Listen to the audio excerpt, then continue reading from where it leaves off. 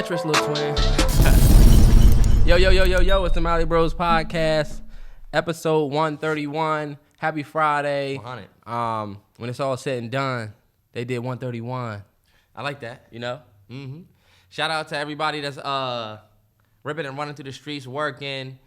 Holiday season, everybody's grinding, trying to get those last minute activities and people planning parties and all of that stuff because it's not only Christmas coming, but we got New Year's coming. I don't know what else to say. I felt like I wanted to say something holiday related to start. I got a shout out. Shout out to all of the fellas that I've seen over this past week. Yep. Doing their due diligence, taking their lady to the this and to that, and doing the date. I've been seeing a lot of the fellas doing dates. I've been seeing a lot of fellas opening their lady car door too. No, that's something that I haven't been seeing a lot of, that we seeing more of. If you're not opening your girl car door, you need to just leave should be. You should be. Like let's keep the chivalry alive.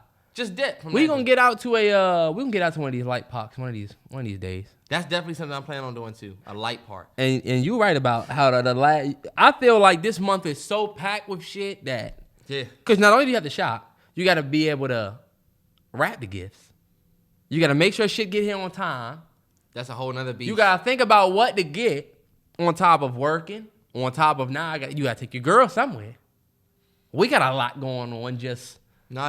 So, it's a lot. But hey, this is probably my favorite month of the year. So, December is my favorite month. I would say December is one of my favorite months too. Just because everybody's vibe is up. It ain't just like about one person. It's about everybody. And it's not my favorite month because it's like, it's my favorite month to the point that I wouldn't want my birthday in this month. Because I just like this month for what it is. My birthday would just crowd the fucking.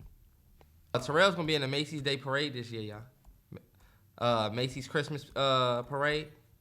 Is that what it's called? You didn't want to tell them about your new endeavors? Terrance, y'all don't listen to Terrance. He just be making shit up. Should have went with it. You dress like you about to go and rent an aerator. What do you dress like? This nigga's dressed like, all right, let me think. You dress like the niggas that drive the salt trucks before it snow. You out there in your 4x4. You dress like a skater. And I feel like I said it all the time. Why you keep wearing the same outfit? This nigga's dressed like he was on the B team and you got served like shit. This nigga was on David and Elgin's side. Or you was on the other side. You're just mad. Tonight, you got served. Damn, they went to their hood. They went to their hood. Told them they lingo. You got served. That's the most embarrassing thing. Y'all let some white boys take one Negro. One. Told them all y'all moves. That was crazy. That storyline? Nah, that shit is wild. They came Sonny to y'all sold hood us out. It ain't no reason y'all should have lost. If y'all as good as y'all was, Sonny can teach them y'all whole routine and y'all lose. Y'all supposed to be elite. That was their routine for the next dance, though. They was doing their moves. They even started doing their moves, and the other team started doing the same moves. It's over. Man, this nigga Sonny's better than all of y'all. Y'all had no freestyle capability. Y'all had no way to. They tried, and that shit failed. They tried to do that thing, remember? That shit didn't work. They had to dance in the rain to get these niggas back. Them niggas started selling drugs after that shit. Only thing I did want to say this past week, I went on a Pick a Side podcast. My favorite sports podcast, just some solid, humble dudes that know their shit. And so they asked me to come on that joint. I shared a link on the YouTube page and on my Twitter. You can still watch it. But that was a lot of fun. I love them boys. They work. Nah, yeah, shout out to the Pick a Side podcast. I feel like their podcast is dope as fuck. Every time Terrell has it on, I'm like, yo, I'm always hooked. Yeah. So shout out to them boys, man. So that was fun to do. The fact that you even went on there was like, I know. Oh, shit. Right? Who the fuck am I? I don't even know sports like y'all. Right. They saying, look, this motherfucker's QBR is... And I'm like... Shit. Fuck that nigga. Fuck him. I just don't like him. Yeah. I don't have stats. But yeah. He you getting beat up in them comments, too. About what? Oh, yeah. You know what? Hey, look, they not ready for... Terrell don't ever really get respect for our sports takes. Everybody has an opinion. You know what I'm saying? Yeah. Because I got beat up for saying that what did I get beat up for saying? And I end up being right. And then when you're right, people just say, "Oh shit, you did say that." Like I was making it seem right. My Broncos Chiefs game, which we gonna get to, right? Yeah. I was like, "Bad, we about to go out here and possibly win." Everybody say this dude's a fucking idiot. He's a clown. Do you ever get tired of just these fucking terrible football takes? When we put that shit back to 21-24, When it was close and it was like, oh shit, 21-0 run, everybody was like, oh shit, you might be right. Nah, keep your energy. Nah, yeah, keep that because you was energy. real tough. So damn, when we get there, it's gonna be bad. I did terrible last week. you did do terrible. I went 13-3 that 1 week. And you just went what, 3-13? No way, I didn't win 3-13. You was like 5-12. Like 4-8. The last thing that happened before, I know y'all probably bled this all week, but Brittney Griner came home. Yep. And we never really got to talk about it. A lot of people wanted to know what we thought about it. And so I'll let you go first. I know you follow. Terrance has been following the WNBA for a long time, years at this point. And she was, who would you compare her to in the NBA? Is she like the Bron of the WNBA? Is she like more like the? Because she's not young. She's actually been in the league for some time now. I remember when she first started. But who would you compare her to in the NBA for those who not really familiar with WNBA? And I'm not about to do too much of a. Don't take this too seriously, y'all. But I say she's like AD. You know? Yeah. Like impactful enough to help a team win a championship when at her best. Even with star power, she's 80? Even with star power. Oh, I thought she was like one of the faces of the league. Well, look. Do you reason know why I say? See, it depends on how you look at AD. People forget that AD helped Bron win a championship. You know what I'm saying? Mm-hmm. Like, and some people think AD is a Hall of Famer already. AD is also dominating the league right now. And that's why I say I don't know. I didn't see her as face of the league. Diana Taurasi is like face of the league. You know what I'm saying? And then who after that? Just retired Sue Bird. You know what I'm saying? Young people would be the young girl that plays with Sue Bird. What's her fucking name? It's leaving me right now. But she played for Seattle Storm. Her. Oh, the joint that I like Ryan Howard. I mean, I can go on for a long, not a long way, but okay. I can just name a bunch of random players, but yeah. But bottom line, they released Brittney Griner from jail, but it was an exchange. You know bruh's name? I don't know his name. No, his name was, it doesn't matter. Y'all know exactly. The Merchant of Death. Yeah, if people want to know what I think about it, I honestly felt like I understood both perspectives that were out on the day that she got released. I understood people who were happy to see her freed because she was wrongfully, I don't know if that's the right term, if I say wrongfully convicted, but like she was just penalized harshly. Like, yeah, it was way harsher than it was supposed to be, and it was a political move by Russia. Yeah, and I felt like she'd been there for a long time. I think we got to like 200 plus days or something like that. So like, I felt like it was only right for her to be released, especially since she was on some BS. You had a lot of people who try to play the just follow the rules act or the just follow the rules role, but like I don't think anybody deserved that, no matter who you are. No matter who they are. Yeah. It ain't like people think she was out there dealing. You know, she had her shit that was cleared on one side, but not cleared on the other.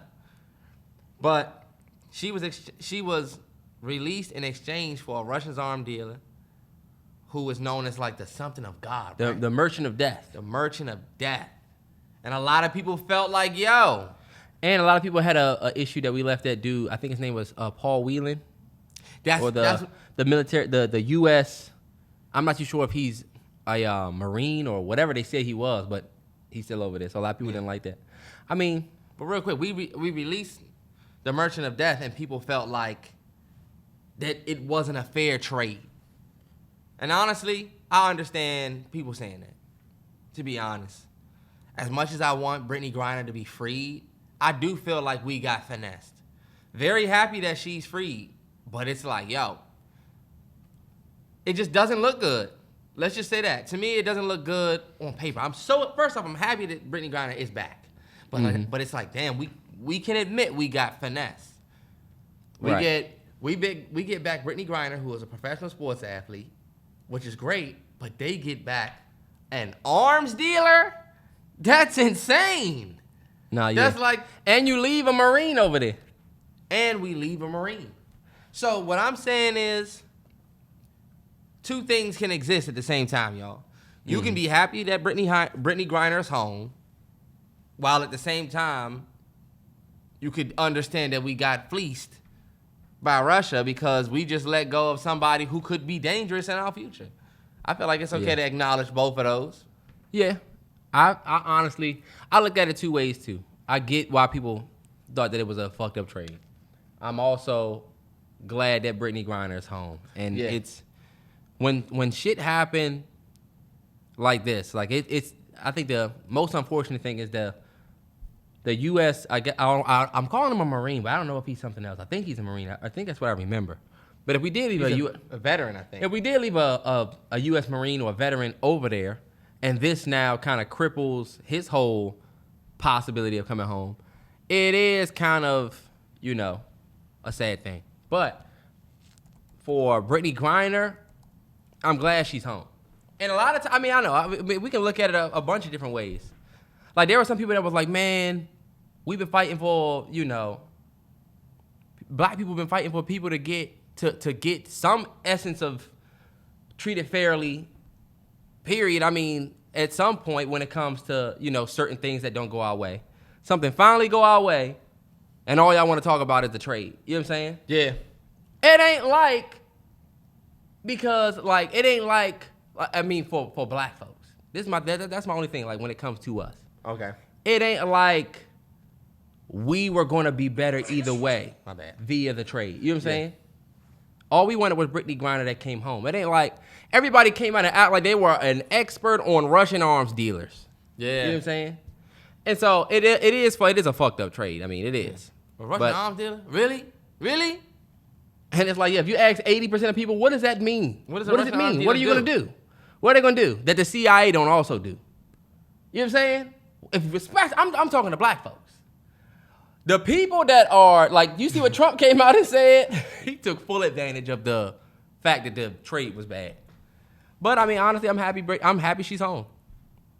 And it's a fucked up trade, but I'm just more happy she's home than I'm bummed about the trade. Yeah. That's my own personal point of view, though. If you have a different one, I respect it because, I mean, hey. And especially when it comes to the Marine that's still over there. Like, who else are they trying to trade for, bruh? They said that they were trying to get him and Brittney Griner, but the Russians wanted somebody else with what's the name, and they said no. I can just imagine, like, I don't know if it's going to be just like this, but if it was like anything like House of Cards or anything like where it's like just these conversations that exist, but they're about a big move like that. Oh, like yeah. if we have like a representative meeting with them and we just cannot, like, all right, well, if y'all gonna do this and we want this, and it's like, no, I feel like we can't do that, and it's like, all right, well, you know what, we not doing this. I think bringing home the Marine, and this is gonna sound kind of fucked up, but I think bringing home the Marine wouldn't have been the smartest political move for Joe Biden campaign-wise. So I think he made the decision to bring home Brittney Griner because look how many groups you hit. I bring home Brittney Griner. Think about these voter groups, right? I'm hitting Brittney Griner covers black women, LGBTQ, black folks. Black people, women, and LGBTQ. I cover all three of those voter groups by bringing her home. That's why I honestly, truly feel like they brought her home so that it can look good for this side. Damn, yeah. She hit all them groups. Damn, Biden. Y'all got to go get my man Philly Phil from over there. When you think about everything that they do for votes, they better keep on. We need to make sure we keep that same energy for him. Yeah, that's true. That's true, but I mean, yeah. You make a good point when you say that, though, because that's probably legit what happened. Nah, yeah, nobody's thinking about that. These motherfuckers is trying to get brownie points because that inflation, y'all. Let me just tell y'all, I went to Costco yesterday and spent $400. That's insane, ain't it? I had to get a bunch of shit. But I've never really been the one to say how inflation is fucked up. This is expensive. But I was in that joint like, this is insane. $32 for a pack of chicken breasts? Nah, yeah, it's definitely. I mean, are we still dealing with inflation? 1,000%. They trying to convince us that the gas prices are. Gas prices low. Them motherfuckers is just lower than the high that they hit. That shit's still expensive. Damn, I guess you're right, bro. Sometimes I have I don't know what it is, like a tunnel vision when I go to the grocery store. Mm-hmm. I'm not thinking about, and this gonna sound away, but I've always felt like this. I'm not thinking about what I'm gonna spend. I just think about what I need. Yep. Which has always probably been a bad thing of mine, a bad habit of mine. But I'll be like, all right, I need bread, eggs, milk. Regardless of what the price is, I'm going to get it. Yeah. I'm the type to be surprised at my final total instead of at the marker like $16.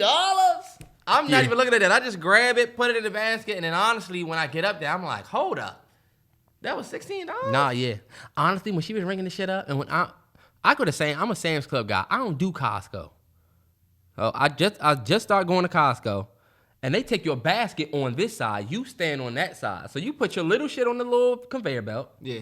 And then they take your basket and scan everything in your cart. You just go down there and wait.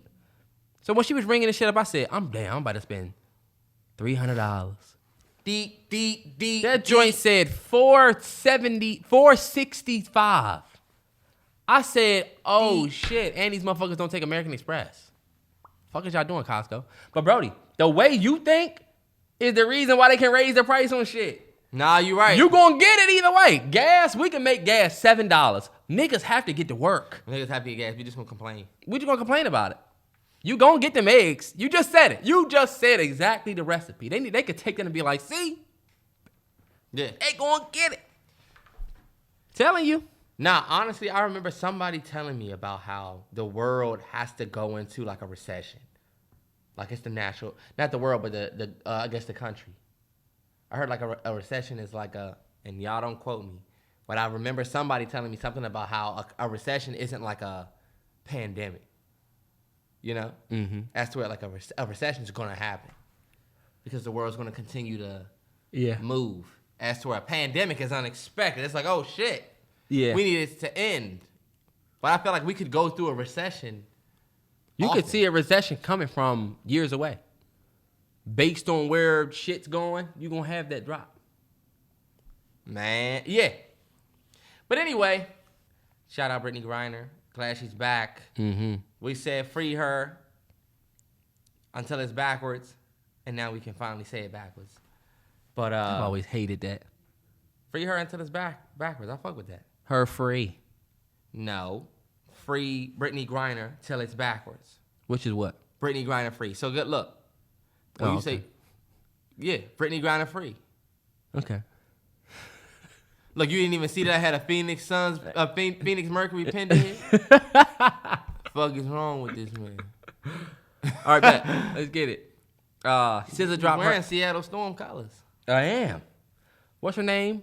Breonna Stewart. That's what I was gonna talk about. Breonna Stewart. What's the one that Kobe rock with? Amanda. What's her name? He ain't a real fan. I am. It's just you blowing me because I know she plays for New York Liberty. I know exactly who that is. Her name is something Catchall. What's her name? What is her name? Because I follow on IG.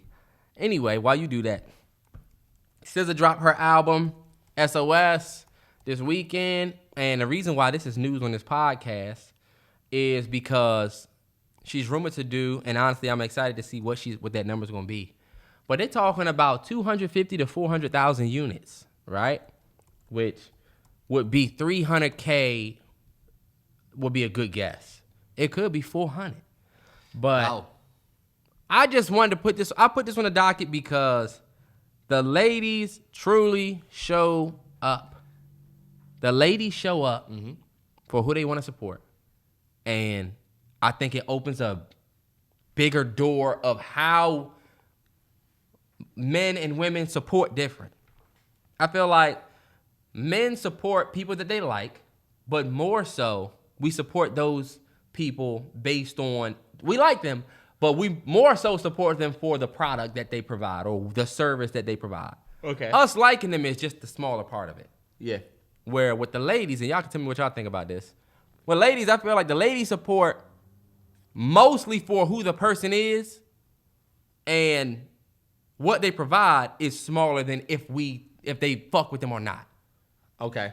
So you think about it how like there's still men that fuck with, and this is different. You'll find like a token or a small group of women that think the other way or men that think the other way. Yeah. But think about Tory Lanez, right? Think about R. Kelly, Chris Brown.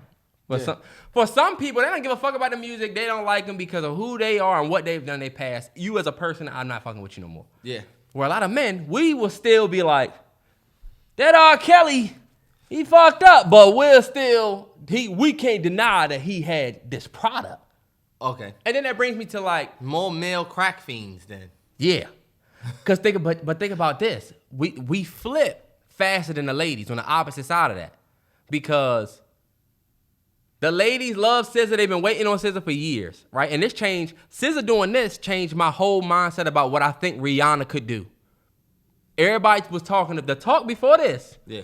The talk was, if Rihanna come back after 6, 7, 8, 9 years, I don't think she's going to do 500K because think about it. The times have changed. People don't do that no more. Even Beyonce did 350. Did small change compared to SZA. We haven't seen SZA's final number yet.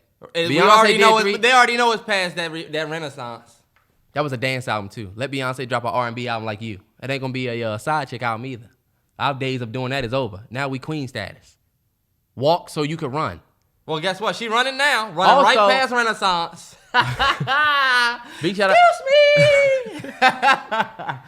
SOS. Big shout out to Beyonce. 9 years on self-titled. 9 years ago. Changed the game with that digital drop. Know who you was when that digital pop. I stopped the world 9 years ago. Shout out to her. She's not even in the conversation. But all right, what you need to also do is put respect on Riri. Who did what? What you talking about? We were talking about Beyonce. What do I need to... Who did what? Who did what?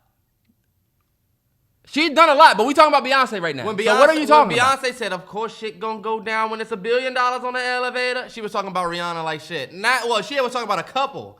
But guess what? If Rihanna stand on the elevator, we talking about music. Fuck out of here. You became a billionaire. Watch your fucking mouth. We wasn't talking about that. We talking about music to that. The music elevated to you starting to sell clothing. Beyonce and makeup. Is Beyonce not selling clothing? And she with Adidas. That's a more of a olive branch. Yeah, but it's like we were talking about music. We're not talking about people money. But that's what I'm saying. Put respect on Rihanna's name music wise. I bet. No, you right. But because you playing with her right now because you try to bring her up and say, oh, yeah, if she dropped, she probably wouldn't sell. Hold on, wait. Nah, the only reason why I said that is just clearance to let y'all know that the Navy would do 600K. But that's exactly what I was saying. SZA doing this proved that you cannot drop for a long time as a woman and be all right. I.e., the reason why I have this whole comparison is Kendrick Lamar. Kendrick didn't drop for 6 years. Remember. You're right. Fellas, going back to how we support, we love Kendrick. Same way the ladies love SZA. And then look, this is my thing about the SZA project. The ladies were saying, SZA, I can't relate to these tracks because she kind of on this, but the song is good. I just can't relate to it. Yeah. With the men, with Kendrick, we love Kendrick until the product wasn't what we wanted. Mm-hmm. Which is why Kendrick did what, 175, something like that after 6 years? Yeah. And niggas are still going around saying, oh, he didn't put out a better album than this person because it wasn't what you wanted. Because he got on that joint and was talking about what he was talking about. Yeah.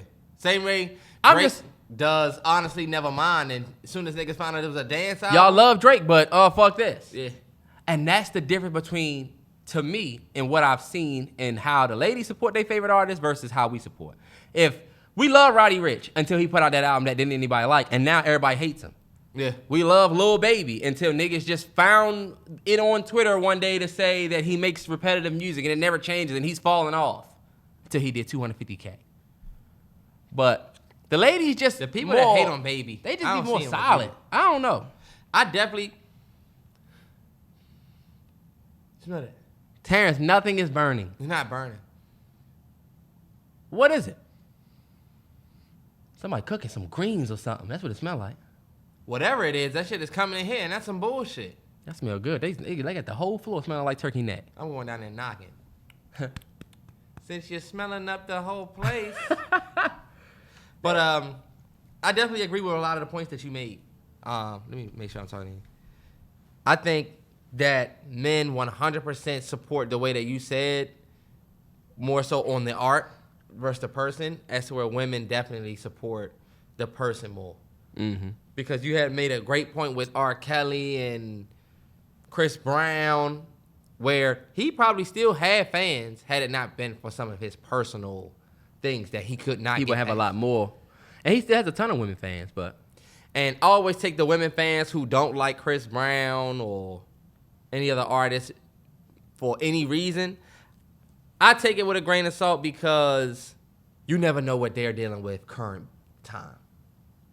Right. You know? Where they might not want to fuck with somebody because they also, too, have experienced something from somebody that... And that could have been the most life-changing thing in her life. So whenever I see somebody like, I don't like this person because he's that, I'm like, damn. All right, well, you know, I'm not... You know, I can't really say... The people who be like, get over it, that was... Unless you wrong. Unless it's too far, but it's just like... I really don't want to put myself in a position where I'm telling you or making you feel like what you went through or what this person did wasn't a big deal. That's you true. just be having to take the humble L. But I think you do make a good point about that. And honestly, SZA selling almost 400K, I ain't gonna lie, y'all. I was thoroughly surprised. I was 100% surprised. I was 110% surprised. And then, think about this, bro. Women ask us for what the most? MalloryBros. Breezy. No. I'm talking about what content do women ask us for the most? Vlogs. That's a Men fact. don't give a fuck. They want you to do this album. Y'all should do a flashback for this. Hey, it'd be dope if y'all got up there and talked about this. They be wanting the content. They love you, but they be wanting that content. Are there a select few fellas that say, yo, y'all need to do more vlogs? Sure. But ladies overwhelmingly want the vlogs. That's a fact. Y'all know why y'all not getting vlogs, ladies? Please, as he sips out of an empty McDonald's cup that you filled up with water, where's your decency? Don't you have? You got a cabinet. You got a cup full of cups. I wish everybody would speak to me the first spec. I wish everybody would. What'd he say? What's that line? I wish everybody would speak to me. Secretly behind closed doors. Is that same song? Oh, I'm fucking it up, y'all. I'm not even. I wish everybody could tell me exactly what how they need for me the first second they speak to me. I'm not with all the secretly speaking behind closed doors. But something for the streets to see. My niggas have some decency. I'm have some decency, and you have a McDonald's cup. What's in it? With water in it. Right. What was in it before? Drinking water. What you drinking? This nigga's parched over there. I'm also drinking Re-Water. He said Re-Water. What's that? He went back and got it. What's he talking about? It's a refreshy. Because this nigga got signature collection. That's how you know them niggas cheat. 2 of these. You think you saying something putting the 3? Look, you got the $3 water talking about, I'm getting 3 of these. Deep. $9.19. $9.19 for 90 bottles. Trash ass water we be drinking. Damn. I just bought a $30 Brita filter that I'm going to fill up. They got the little joint, so. It's probably worth the investment. It's worth it, bro. Because I'm trying to drink way more water.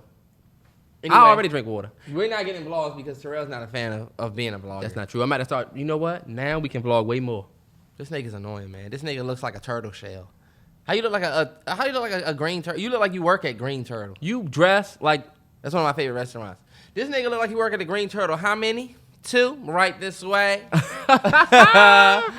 Look at you. You dress like you work at the plant that Eminem was on, boy. You looked at this plant so long. You're a plant. That's what you look like, boy. You look like that nigga from 8 Mile. That's funny as shit. But now look at Paul. Oh, we can't look. You can't even play that part. You cannot, yeah. Damn, exhibit. Cancel exhibit. I didn't write it. Hey, look. Shout out to SZA. For a dope project. I still haven't even listened to the project. Me and Terrell trying to figure out if we want to do that or do a video for that. Maybe we should. No, we might as well. We got some toxic shit OT dubs anyway. Because if you wonder if I hate you, I do. And y'all trying to compare that type of music and singing to Navy who performed at Super Bowl? Y'all tripping. Both of y'all are on like this A tier and the S tier is Beyonce. We're not even worried about that tier. We're saying keep the Navy, them Navy ships. You look, the floor. Them Navy ships. The floor you look at is beneath you. You can't see the floor that's above you. Y'all see the cover? You see ceiling. You see the cover of SOS? Them Navy ships all up in that water. We been here. You still trying to do you and get your grind. 400K, cool. I don't know why they mentioning the Navy. Terrance, because y'all see what y'all do. I don't know why they brought the Navy into this. Rihanna just got nominated for an Oscar. Not Oscar, a Golden Globe for Best Song. She's probably going to get nominated for an Oscar. She might get. Do you know how fucking strong our naval base is? You know how fucking strong the Navy is? Dog. Are you talking about the Rihanna Navy or the real Navy? Oh, okay. You don't want smoke with the U.S. because of the Navy. Nah, Terrance. Oh, yeah. Them SEALs. I'm just saying, it's just like the other nigga that's with them that can fight. We might get him, but his cousin can fight. I seen his cousin rap. You'll be fighting midway. I told you he could fight. I gotta get him next. Help Jaden. Jaden down. It's just me and you. Remember I told you we could fight? Oh, damn. Shout out to Scissor Man for Shout out Scissor. a super successful project. Mm-hmm. Carrying TDE. That Absol project about to be fire though. I know. You see his LA Leakers? Yes, and it was immaculate. That was fire. Terrell know I love LA Leakers freestyles. Yeah. That joint was crazy. But shout out to them. Shout out to the whole camp. And Punch Me Flying doing and an LA Leakers freestyle? My bad, I forgot to mention, through the pandemic, we were still whipping up chicken, cooking that shit in the kitchen. Something is something we don't do to sneak dissing. I'm starting to think you niggas bitches. All right, nigga. All right, bet. Hey, look, this is what I wanted to talk about. Remember when we used to go fishing, bro? Yeah. I was watching this video. It was, I think it was on TikTok. But it was just random dad out there, and he threw his reel out. Yeah. Handed the boy the fishing rod. The boy reeled it in. The fish came out of the water. And then they cut to like a picture of the dad and the little boy with a plate. It had like 20 likes.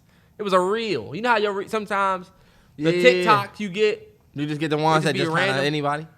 But that shit made me think. It was like teach him how to feed his family or some shit like that early. Okay. And I was thinking, damn, fishing did so much for me as a man, just so much. Yeah. My dad used to take us fishing since we was 8, 7.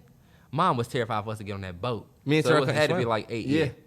We used to have to wear a little life jacket. We got on this little John boat where you drive. You don't have a wheel. You drive with this motor, the crank motor.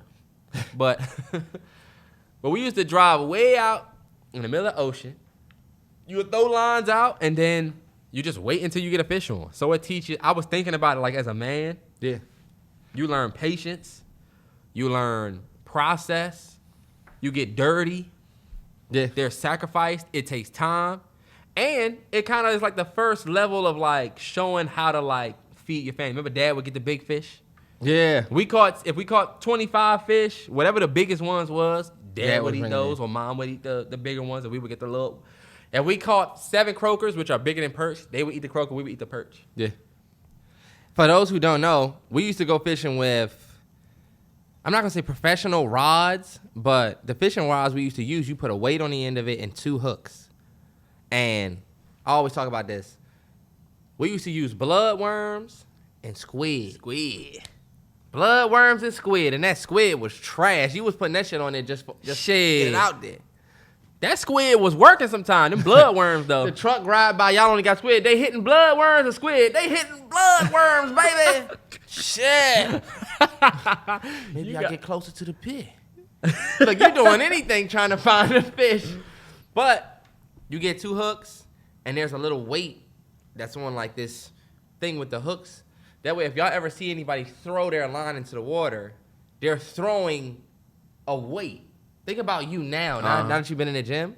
You probably throw a heavier weight. I was telling myself that I could probably get a heavier weight out there. Yeah, we was putting 2s on there. We was putting like a 2 or 3. Or 3. Yeah. So, and I don't think it's pounds, y'all. It's literally like 2. I don't even know what that is, but it's like. I don't even remember. It's not heavy at all. But you literally have to take the worm out. The worm get to moving everywhere. A bloodworm can sting you. Bloodworm can sting the fuck out of you. You cut that joint off, cut the worm in half, put the worm on the hook. Sometimes the joint still be moving on the hook. Blood run down your fingers. Yup. And look, you're white. You don't have no sink. Or we didn't have wet wipes back then. Nah, yeah. I wanted to say that too. We was on a John boat. A John boat is. Y'all ever seen Life of Pi? Yeah. That joint. Nah, for real. Put a motor on that joint. We just put a motor on the back of that joint. So you cast your line out, and I always talk about this. Your rod, your goal is to look at the top of your rod when you're fishing because you're trying to see if it's a fish on it. And the way that you can tell is when your rod does that. And it's like, it's all about timing, for real, for real. Patience and timing, yep. Patience and timing, because if your rod, as soon as your rod hit like that, you yank your line in, reeling hard, and both of your bloodworms still on it. You cast out again, you leave it out there, it'll hit. You like, man, fuck that, I ain't nothing. Look, you watching it? Ain't nothing. That joint hit. Yank your rod up, start reeling in, pull it in, both your worms could be gone. Yeah. The fish trying to outsmart you too. I have firm belief that the fish know, I'm hungry. This is not just a worm out here. Right. This worm on a hook, and I'm just going to get the worm I'm playing off with the my hook. life getting this right, because Leroy went over there, and we never saw his ass again. That type shit. And my thing is this. What makes y'all think that they won't gamble with their life? Humans do it. Right, you niggas that jump out of planes. Look, I'm a scam. Look, the niggas who be scamming, these niggas who out here robbing and killing, they risk their life. Nah, dead ass. It's a. All right, we about to go get some bloodworms. Hold up. Yeah, y'all about to. You mean you know about a fishing hook? Yeah. That shit so good. Are you a bitch? Yeah. Nah, dead ass. You know? Yeah, you like the dough, let me out. Just don't get caught. Dough, let me out. Yeah. You go through that. Yeah, no bullshit. Let this nigga out. You won't see that nigga next week? You write a shit about how people gamble with their life. You niggas that let you tie yourself to this other man and jump out of a plane, you just put your life in this man's hand. You known this man for 30 minutes. I don't know. It's gonna take me a minute. You can test to the waters that. if you want, fish. Test the waters. I'm about to go get it. If I was a fish, I'd live that life. Think about it. You probably couldn't even get a real rep in the water if you ain't get a bloodworm off a hook. He ain't had his first blood yet. What? What? Look, if you don't survive, then you wasn't made for this life. That's how they get initiated. Go and get your hook, young sir. How many bloods he had? A little old ass fish. I done had 30 worms. 30 I had bloods. 30 worms. 30 Survived blood. 30 ucks. Lost some of my best men. I even had some tuna off a hook. His men on the Long John Silver ass. Yeah. His man on the Long John Silver. That motherfucker go down the water and they like, oh shit, they tearing us up there. I think they know. I don't think it's an unknown. I think they know when they get out that water. Yeah. I It's think going so too. down. I think they might think that they just going up to heaven. Terrance, they not that stupid. They know. Maybe they not, don't but know. look, think of it. How the fuck would How they the fuck know would that we you made know? it? How would somebody say, damn, these motherfuckers cooking us? Like, how can they see that and then get back in the water and inform everything? If you think about how we domesticated dogs, think about what you do with a dog. You take him from when he's 7 weeks to 12 weeks. Yeah. Bring him in your house. Tear him away from his entire family to be with y'all motherfuckers. He's just a little fucking kid. So he's happy as fuck to see anybody that's showing him love. And then we pop his ass if he shits in the house. You shouldn't do. Which you shouldn't do. You put him in a cage. Look, I don't know what you're talking about. Put him in a cage at night. Yeah. Then you got to crate train him. So you put the border joint in there. So he's in this little part of a cage. You let him out. It's just kind of like, if you really think about it. Nah, it's definitely freaky. That's my thing for this day.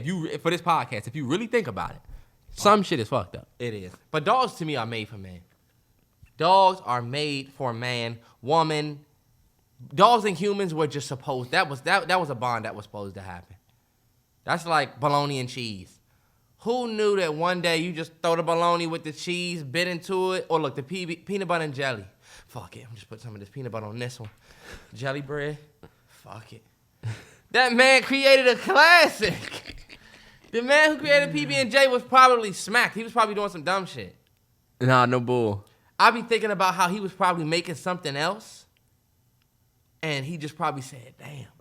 You know how you run out of shit? Those be the best little concoctions you come up with. Mm-hmm. We ain't have no... I like the person who put ranch on pizza first. Fire. They dip their pizza in the ranch. I think about it. They didn't say, let me dip it in the ranch. I think the ranch spilled on the pizza, and somebody said, fuck it, I'll eat that piece. I like ranch. Or fuck it. Oh, damn, this is the only piece, like, fuck it, I ain't going to taste the ranch. And then they said, hold up. Shit. This one slamming. Who made barbecue sauce? I know that's a random as fuck, but that motherfucker was cooking for real. You can put barbecue sauce on everything. Wings, ribs. Nah, barbecue, yeah. Whole franchises out here. Dead ass. Who did that? We was talking about fishing. I mean, who took it to dogs? You. You was talking about these motherfuckers having obituaries for each other from a Long John Silver. I'm still on the fish topic, though. I was only talking about that because I was saying it taught me patience and a lot of shit that I still use to this day at a young level. Oh, yeah. And give an example of how you would use a fishing lesson in real life. Patience. Okay. It taught me, like, when I'm trying to, you know how we talk about aggressive patience? Yes, sir. And getting with, and like when you like a girl, but you not trying to hurry up and get her, and you playing that role because you know you're going to see her again, the way you got your girl, you know what I'm saying? Fishing taught you that patience first, having to wait for the prize and knowing when to yank the fucking... When to go all in. I'm good. You know what I'm saying? Because sometimes you don't know, but sometimes you know because you waited. Yeah. That line started jumping, but when that motherfucker dive, it's like, yep, I know exactly what this is. Yeah. Dad used to be... My dad used to be the worst. You remember when he'd be sitting back, if you kick somebody's rod, then they get the idea. Nah, yeah. If you fuck with somebody's rod. Remember when you used to kick Dad's rod, make him reel, and then he'd be like, stop fucking around. Yeah. But it also taught survival. And the reason why I say that is because we on this boat 6-7 hours. You go out 6 a.m., you coming back 2-3 o'clock sometimes. Maybe not even that long. Maybe it's like 4 or 5 hours. Either way, we would get a sandwich, a couple Gatorade, bunch of chips, because you're going to get shit that you're going to eat on the boat. But the reason why I said taught you survival is because the same hands you cut the squid with, the blood run down your hand, we had a clean rag that wasn't much clean by the end of the day. And to clean it, you dip it in the fucking water. Dip it in the ocean water and wring it out. And that's how you wipe your hands off. And then you'll take your sandwich or your bag of chips and eat the same. You just eat it. It doesn't matter. Yeah. It was a real, and I don't mean to be offensive to anybody, but it was a real boy thing. Like, you wouldn't really want to bring the girls because at that time, girls were really prissy and... But that was definitely a boy thing. I don't need to wash my hands. I don't need to do nothing. Hit this right here. And dropping anchor. That was definitely a dope-ass experience growing up. We also learned how to deal with racism early. Yeah. Dad was taking us to places where, a lot of these places where you rent these boats from, some old white folks in there, or you can tell some white folks that don't see many black folks. Yep. And my dad basically was teaching us how to, you just don't fuck with them. You just get what you need. Don't do nothing stupid. And we learned that at a young age. Like, we knew, all right, we in some weird-ass territory. We got to kind of make sure we straight. So get in, get out. And so it just taught so much. I don't know why. I put it on my docket because I got to think about it after I watched it. I said, damn, you know what? Fishing taught me a fucking lot. Not 100. Dad was a daredevil taking us where he was taking us, though. Nah, he was. If he knew, and I talked to Dad a couple years ago at this point. My dad had us out on the boat at one point, and I know you remember this. It was me, you, and I think Dane. Yeah. My little cousin Dane, free him. The waves got ridiculous. That was George. That was George? That was George. That was G. Damn, okay, cool. I got to talk to George about it, see if he remembers this. My favorite cousin, George. Waves got crazy. I got a picture of it. If anybody wants to see that picture of us three, I got a picture of us all holding the fish that we caught that day. But it get cloudy out, and so we like, oh, okay. And if you don't know anything about being on water, if a storm comes, then that means the waves are getting ready to be crazy. Mind you, we on a Life of Pi boat. We on that little boat, so it don't have to be these big monsoon waves for us to turn over. So it got cloudy, motherfuckers started drizzling. It started getting bad. Dad was like, let's turn in. Let's go home. We crashing through waves, hitting them motherfucking waves. And then by the time we got in, everything was cool. But I was talking to Dad a couple years ago. He was like, dude, I was scared. Dude, I was scared as shit. I made y'all put y'all life jackets on. I had mine on. I said, please let me just make it back to the shore. Damn, you know what? Back then, I wasn't scared at all on the boat. I wasn't. We was having a ball. We had fun. And you know what? Dad does a really good job of not looking scared at all. I was just about to say that. I did not think he was scared at all. Nope. Until we had that conversation like a couple years ago. But that was... He was terrified. Over 10, 12, 15 years ago? Yep. Dog, I'd have been... But you know what? That was just the thing. I never looked at dad as scared of anything. I know. And that's what you would want for your kid. You know what I'm saying? Yeah. Like, you can't be scared of bees. You can't be with your kid who's 2. You see a bee and you're like, ooh, you know what they gonna do? Maybe I need to be terrified of that too. You know what? Terrell, no, I don't rock with bees. That's because Terrance got attacked by bees when he was little. No, I got attacked. I got stung by bees first. Yeah, that was traumatizing for me. Yeah, because I got stung. We was at a koi fish pond. Motherfucking honeybee landed right on my knee. We were at a place where they sell plants. They had a koi fish pond there. I will never forget the reason why I was standing on the ledge of that. Oh, you make it seem like we were at just a koi fish resort joint. Oh, no. You was at a koi fish. See, I didn't even remember. I was standing on the ledge of a koi fish pond. I was looking at the koi fish. And then I felt this sharp-ass sting on my knee. And I looked down and saw the bee. And I kind of swiped it away. Yeah. I think the mix of the getting stung and seeing what stung me. That's the scariest part. Kind of shook me. I got stung by, remember that bumblebee landed on my forehead? Yeah. And I pulled it off? Yeah, that was crazy. When else did I get stung? I got stung. We was playing catch with the baseball in the backyard when I was 22 or something like that. And I'm like, yo, something just stung me. Yeah, I just got stung. The fuck? I've only been stung. I feel like I've been stung like 3 times. At the same time, though, because you stepped on that nest. That time? Nah, Terrance, that was the only time you got stung. You was fucked up after that, though. Me and my boy Rashad was standing on some nest, and it was green hornets. I'll never forget the way that felt. And then reaching down and feeling all of that buzzing. I was screaming and crying, y'all. It was bad. That was bad. Even to this day, I see a bee, and I'm like, all right, I really don't want the smoke. Remember we got traumatized by them bees in front of the house when we came home from school? Bro, yeah. That was bad. I done had some war with bees. I just don't like them. If y'all ever want to rob Terrance, you don't need a gun. You don't need nothing. Just put a wood bee or one of them super huge wasps in a box and tell them, give me everything you got.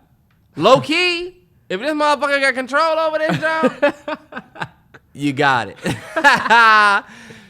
Trust me, I don't want any smoke with them big ass bees. Mm-hmm. That's why it's like, yo, if my son run from a bee. We've just done some gutter shit. I've done some gutter shit in my life. Damn, I'm gonna have to stand up to that motherfucker. You got my whole fam fucked up. Nah, for real. You got my whole fam fucked up. At that point, spider in the house, fellas. Post Florida, Terrance, you good. What we dealt with in Florida? Nah, yeah. I still feel like, look, a big ass bee in the crib. Whew, yeah, you gotta get it. Not your wife, not your kid. Why did you start blaming motherfuckers? Why did y'all have the fucking windows open? Who fucking idea was that? Before we do anything, look, so you know who to blame. Y'all seen how we dealt with that bee in the last vlog? If you seen the last vlog, yeah, that shit was like a whole. That's what my kids gonna see. I ain't never ran from a nigga. Nah, I ain't never. If I did, cut my legs off. But a bee is different. A bee different. You're not gonna see your dad run from no nigga, but a bee. You can't run from the bee either. You can't. Bro, I was getting ready to say we done did some gutter shit. I can run from the bee. Do you remember when we got our first tattoos? I got my first. Kelly threw a tattoo party. Was that mom? Kelly. It was Kelly. It was either Kelly or mom, but everybody was there. I feel like it was Kelly's party. Our whole family came over and they had these random niggas that did tattoos. Yeah. So I got my first tattoo at 16, right in the center of my chest, is a follow your heart joint, and I should have never done that. Yeah, I don't know. I got a cross in the middle of my chest with wings. Come on now. He got that joint right out the book. I'm going to keep it 100, y'all. I absolutely hate my chest tattoo. Hate it. Absolutely. Terrell and them got theirs at the party. I had to go to Georgia Avenue the next day. The very next day. Oh, no. In a week. Mm-hmm. And you see, that's how my life always was with Terrell. Terrell would get his learner's permit. And they'd say, oh, you failed. I failed. Terrell got his learners.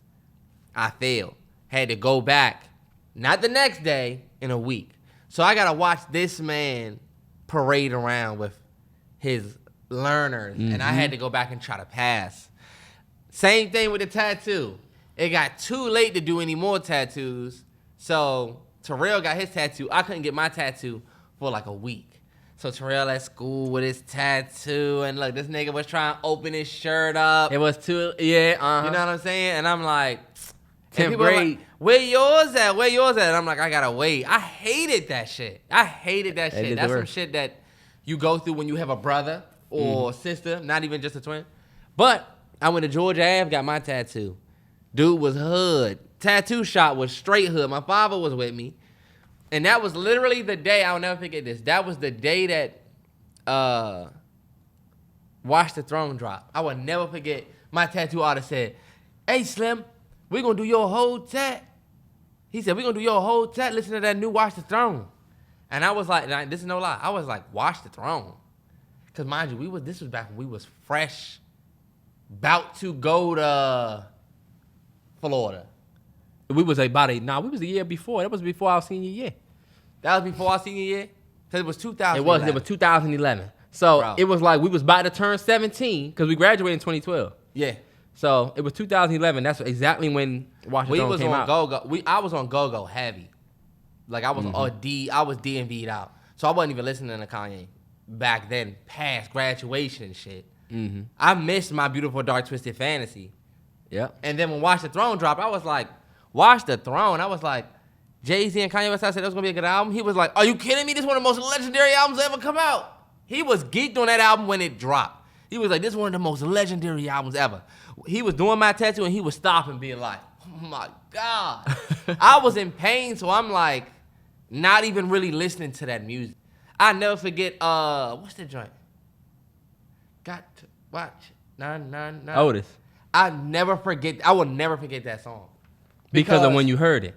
When he's screaming at the end, dude was doing my tat, so I felt like it was like I needed to scream. I felt he was screaming for me. It was my first tattoo on my chest. Nah, that's a beautiful story. Nah, yeah. Well, just to add to what you were saying if I could go back and hear What You Need again. No. LOL, white America, assassinate your character. This nigga took the worst character arc of all time. Jesus Christ. Nah, he did. Jesus. He did.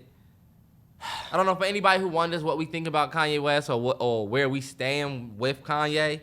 I mean, for me, what is there to think? I mean, after he posted that symbol, I said, all right. You really gone off the deep end for real. I don't know what's going on. And I don't give a fuck to understand it. I think the biggest thing, I don't know. For me, I feel like how Dr. Umar felt. If you watch Dr. Umar on the Breakfast Club, and I've been watching Dr. Umar for a long time, since 2014. Oh God, a lot of y'all just came around with the Snow Bunny crisis and stuff, but he said, I agreed with a little bit of what Kanye was saying about the power structure, but it very quickly turned into him just doing things that it seemed like benefited him. Yeah. And then when he started talking about like the Alex Jones interview and the symbol and all of that was like, that was when I was really like, at first already was like, George Floyd was enough for me. And I told y'all that before. George Floyd was enough. I was finished. But then I was just kind of like, all right, I'm not fucking with him. But then when he did the Alex Jones interview and you doing the whole Hitler thing, and it was just like, all right. Yeah. You really are just not who you used to be. All them Yeezy pages that was tweeting me, and that's the thing. That's I don't know why that was a thing. I'm arguing with the Yeezy 3 coming page because he's saying I don't give a fuck. He did a lot for my life. I wonder where the fuck he is now. Do you still feel that way? Or... Yeah, that's a tough cookie right there. But yeah. I did want to say this. This is completely different. Do your thing. Using gift receipts. Yeah. I get you a gift, I give you the gift receipt. If you take my gift that I got you, take it back, return it, and get something completely different, to me that's disrespectful, and I'm never buying you a gift again. Okay. Do you agree or disagree? I mean, what did you give them the gift receipt for then? Just give them the gift, and then they wouldn't feel like they need to use it. It's a courtesy. It's like one of those unspoken... What's the courtesy? It's like, if you don't like it, you can get something... So you give them the permission. See, but to me, there's parameters. And the fact that they use it, you don't like it. Then why? If I buy you this shirt, yeah, and I get you a medium, Yeah. And I get you the gift receipt. Yeah. And you go back and get a large, or you didn't like this color, so you got blue. Yeah. That's okay. If I get you this shirt, and I go back, you take it back and return it, and with the money, you go and buy a fucking book bag that you wanted. Yeah. I might as well gave you the money. See, this is how you know Terrell didn't come from customer service, because that's not how it works. I used to run customer service, y'all, for a long time. Stress. You look like you run a customer service with John Deere. Bunch of women working for me, fellas. You think you know communication now? Go and lead a team of women, and that's no shot to the women. But you want to be humbled about your communication errors? Go and lead a team of women, because they care solely about how you said it. How first. you said it. You with some dudes, you can say, "Hey, can y'all get the fuck on? Why the fuck is everybody back here? Get the fucking work." Yeah. And they say, "Damn, all right, bet. We do need to get to work." Because guess what? We're like that. You know, like, all right. I'm not saying that women ain't, you know. But bottom line, you can't do that with women. But back to your gift receipt point. If somebody got a gift receipt, they bring it in and return it. We ain't giving them money back. You don't get cash back. You get store credit. You could use that store credit in the same store and get something completely different, Terrance. You gave them a gift receipt. What if you bought them a shirt that was too big, and then if I get you a Carhartt, right? Yeah. That jacket. You get a gift receipt, you get store credit, and you go buy a Carhartt book bag. Yeah. I'm not giving you a gift no more. Just tell me you didn't like it. Just don't give me the fucking gift receipt. That's what I don't give motherfuckers gift receipts to this day. Man, first off, I'll say this. Somebody who used to work in customer service, if you gonna give the gift receipt, because guess what? They're gonna come in anyway. I feel like my cousin bought this for me for Christmas. What's your cousin's name? What's his phone number? I don't know. He told me he bought it from here. That's the type of shit that I used to have to deal with. Oh, you can't return it. What? This some bullshit. I don't speak to the manager. I am the manager. This is ridiculous. Fuck you, motherfucker. You the manager? So you really can't do nothing like nothing?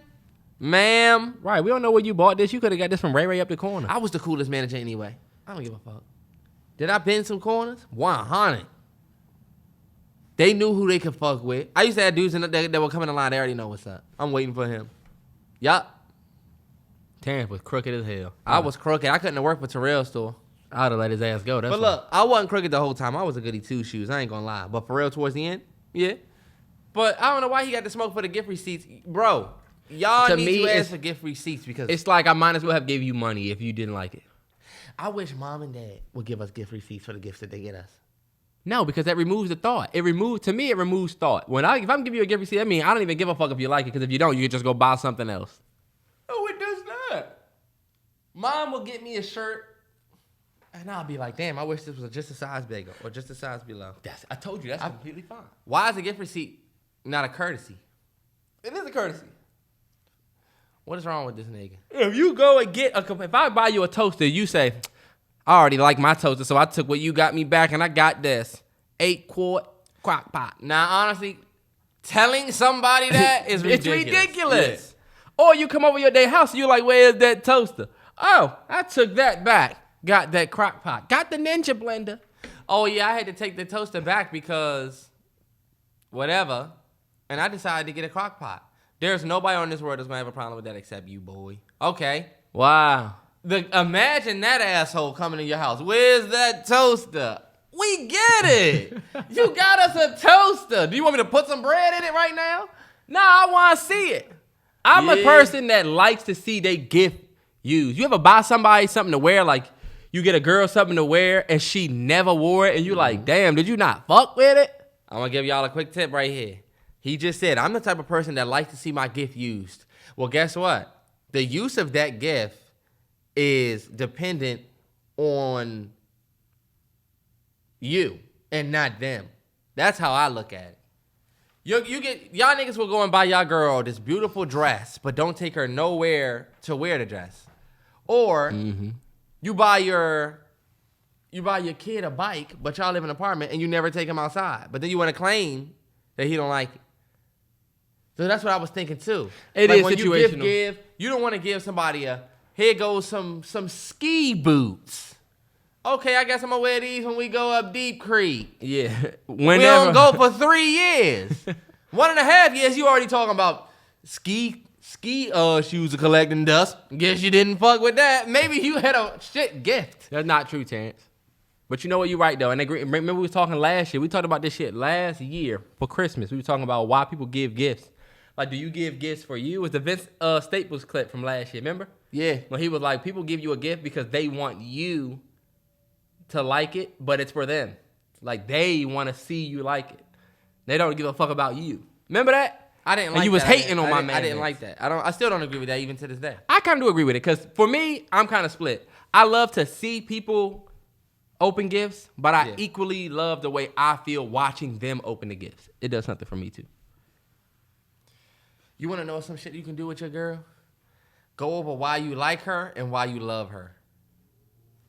Boy, can't y'all tell this nigga in a relationship now? Nah, I'm trying to help y'all out for real. I'm trying. Look at me trying to help y'all this see nigga. him, right? Because the niggas gave me smoke for months. So how about some smoke for him? Look at him trying to just like deflect. And you see that? I see the games he play. Officer Hoyt, this your training day. I'm trying to give you some help for your relationship, boy. I don't need help. Because I see the games he play. He's trying to point at me like I'm sprung or some shit. Nah, this nigga, the first thing he said was, look, niggas by their girly dress and don't take them out. Okay, look, first dig. On that energy. I've been on that energy. Okay, that was fine. On that energy. And that was fine. And then right after that, he said, you know what? Tell your girl why you like her, why you get the fuck out of here, boy.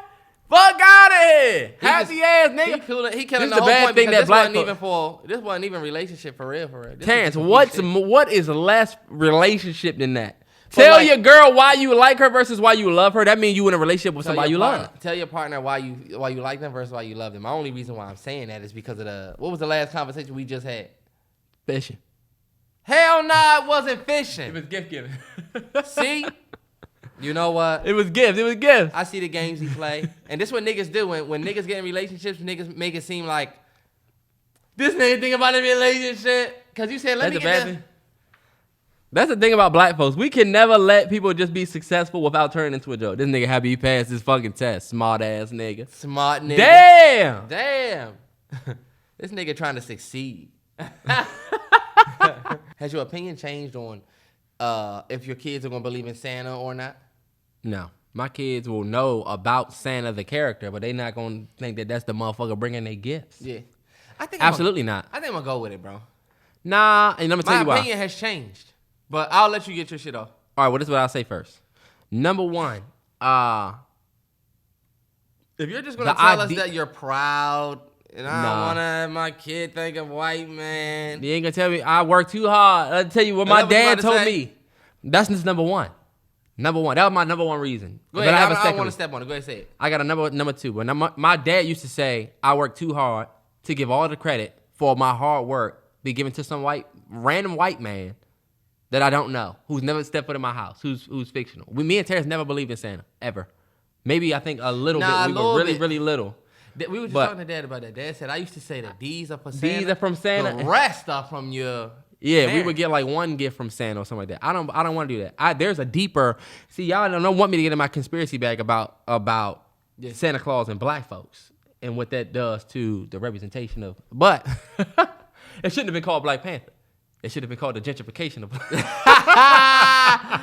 It shouldn't be called Christmas. It should be called... Right. But the second reason and the more important reason why I don't want to do Santa is because it's not... It can create unfair things for your kids or for other people's kids. All of these kids want PS5s, right? Yeah. All of these kids believe in Santa. But all of these kids' parents don't make the same money per year. This person who believes in Santa, his parents make $400,000 a year. This person who believes in Santa, his parents make a combined $48,000 a year. They both make 24. So they might not be able to afford to get their kid a PS5. But they do the best that they can and get their kid the gifts that they think they can afford, right? Yeah. This kid gets way more. So when this kid comes to school and says, Santa got me XYZ, and this is coming from a teacher that told me this. When this kid comes to school and says, Santa got me an XYZ, and this kid comes to school and Santa only got him, what he got, this kid can internalize that as maybe I wasn't as good as him. Yeah. To get that.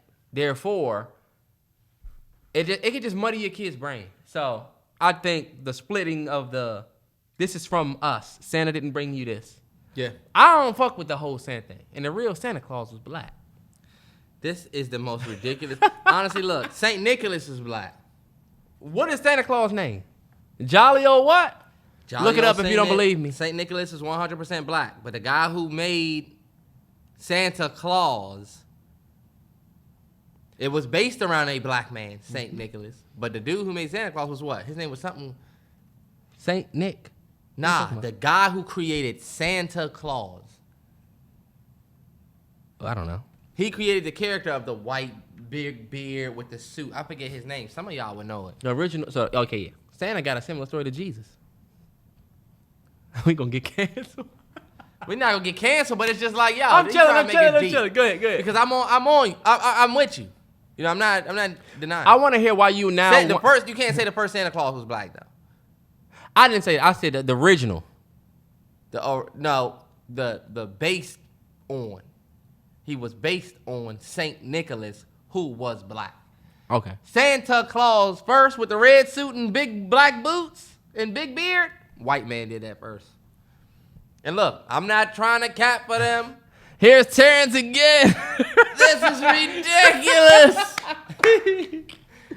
Terrance, another week. Hey, look, but why do you feel? Terrell, hold up. I don't want to. What? Step away from what you're saying. What you was just saying About St. Nicholas? Yeah. Oh, you about to change the topic? No, I was going to ask you, why do you now feel like you do want to do the Santa thing? Because you had originally said you wanted to. Yeah. You actually made great points on the Santa argument. Shit. Didn't even really think about that. However, I'm like, damn, are you raising your kid to have an experience for them, or are you raising your kid to better the experience for all the kids around them? I wouldn't be mad at a parent saying both. And that's the thing. Back in the day, people used to say both. But people stopped having that village mindset and start thinking about self. The reason why I was thinking about maybe doing like a Santa thing is because just the excitement that it brings to kids. You know what I'm saying? This bigger, the best things that I feel like you believe in when you were a kid are the things that's bigger than life, that you feel like you won't see. Tooth Fairy, Santa Claus, even things like superheroes. What made Spider-Man and shit like that and stuff like that good is because we felt like, yo, he wasn't a human. He different. Mm-hmm. Like these movies, like me and Terrell love Transformers, because to see a car turn into like this big robot, that shit was like, yo, imagine that. Now we kind of getting real, you know what I'm saying? It's incredible, our story from Transformers, because to watch when they were just a drip, remember? That was it. Three moves. That was just seeing 1, 2, 3. Seeing that in the theater, when we saw it, the first one where Optimus did that transformation, that shit was incredible to us. But the first one was the helicopter. I never forget that. It was me, you, and Don. Oh yeah, the helicopter. The helicopter was out there. The wings went up. The wings went up. We said, this the most impeccable shit I've ever seen. But I just felt like the things that we don't believe in might be the things that we look forward the most to. Like, I'm like, all right, bet I don't tell my kid about Christmas. And now my kid, the same way you say your kid is going to give you credit for, you want the credit for your gifts and you don't want to give the credit to Santa. But what if your kid wanted something for Christmas and didn't get it, and he knows it's because of you? At what point does a parent say? Because what age though? Because kids at 4 and they're not. That is something that you can discern with a 28-year-old brain. A 4-year-old or 3-year-old, a 5-year-old, they're not able to discern that just yet. They're not going. In some cases, but in a lot of cases, it's tough for them to be like, you know how a little kid will be like, it's okay, I don't have to go. That kid has advanced. You know what I'm saying? That is a more rare situation. And it also isn't the best thing for their future. If your kid knows, I gotta be tough, I can't be nowhere, I gotta be tough. Remember, we were just talking about this. Yeah. Me and Terrance, you want me to talk about that? You want me to say that? I probably should say that. Nah, see, I'm still on the Christmas thing. Yeah, okay, yeah, stay on the Christmas thing. But like the Grinch, I saw a IG reel where this dude I've been seeing hella of those. dressed up as the Grinch, and his kids are like, no, stuff like that. And he's like, he takes like one gift, took 2 gifts, put it in a bag, and then left. And then the people were like, that's what the Grinch does. That to me looked like family fun. I would love to dress up like the Grinch, go in and take 2 gifts, and then my kids think the Grinch can steal our gift. Like, that's a fun thing. It is fun. Me just telling them that I'm going to get them their gift sounds like they're in like a... Nah, you can do fun things. You could do my girl was just teaching me about what an advent calendar is, where you do like 30... niggas belong me. Terrance, an advent calendar. You never heard of it? You probably don't heard of it because I didn't know what it was either.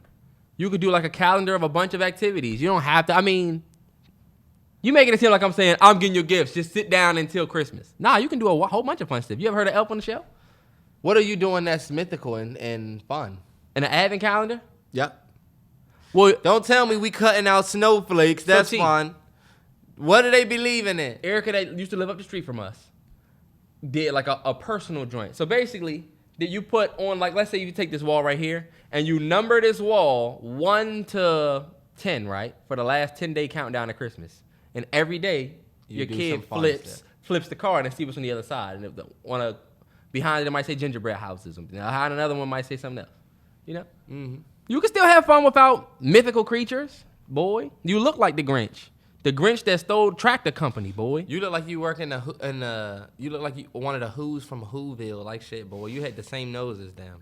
All of y'all was in somebody else's business like shit. It was wild as shit. But no, I think that's a good conversation. I honestly, like, I'm definitely kind of around to it. For me, it's like I want my kid to have the best experience. Yeah. And if them believing in Santa makes Christmas like this crazy time of the year for them, I wouldn't mind the spotlight going to this person because you said, I don't want them looking up to no white man. I don't want them looking at no white man. But it's like... That is not the crux of it. I told you what the crux of it was. That was Dad's early... But you agree with him? I do. And we can talk about the... Bro, there's a deeper, darker criminal link. Yes, there is. However, like you said, your kid's not thinking about that. Your kid's thinking about Christmas. Right now. When your kid watches Santa movies, I guess your kid's just not going to watch those movies. My kid is going to watch Christmas movies. Why would They're going to know Santa as a character, but they're not going to know they're not going to think Santa brings them gifts down their chimney. They're going to know Santa is the character. I am technically a Santa, too. I want my kids to know that there are many dress Santas. Up as Santa. There's a bunch of Santas. I'm actually a Santa. And the reason you don't see them all year is because we hide throughout the year. But I'm one. I'm yours. I'll be their Santa. You know what I'm saying? You're not going to have this white dude that you think is bringing you all your gifts after I discipline you all year. See, what are you teaching your kid? That sounds like I whooped my kid's ass all year, so now I'm trying to make up for it on Christmas. Nah, but I didn't say whoop ass. Your kid's going to love you more than he would love Santa. He would. Yeah, but it's a deeper, darker criminal link. Deeper, darker criminal link. And I'm not getting into it in this podcast. Guess what? We can't talk about it. This is ridiculous. Shout out to everybody that DMs me and says, I know what you was talking about, bro. So everybody that DM him. Because right now we having a regular conversation about telling our kids about Christmas.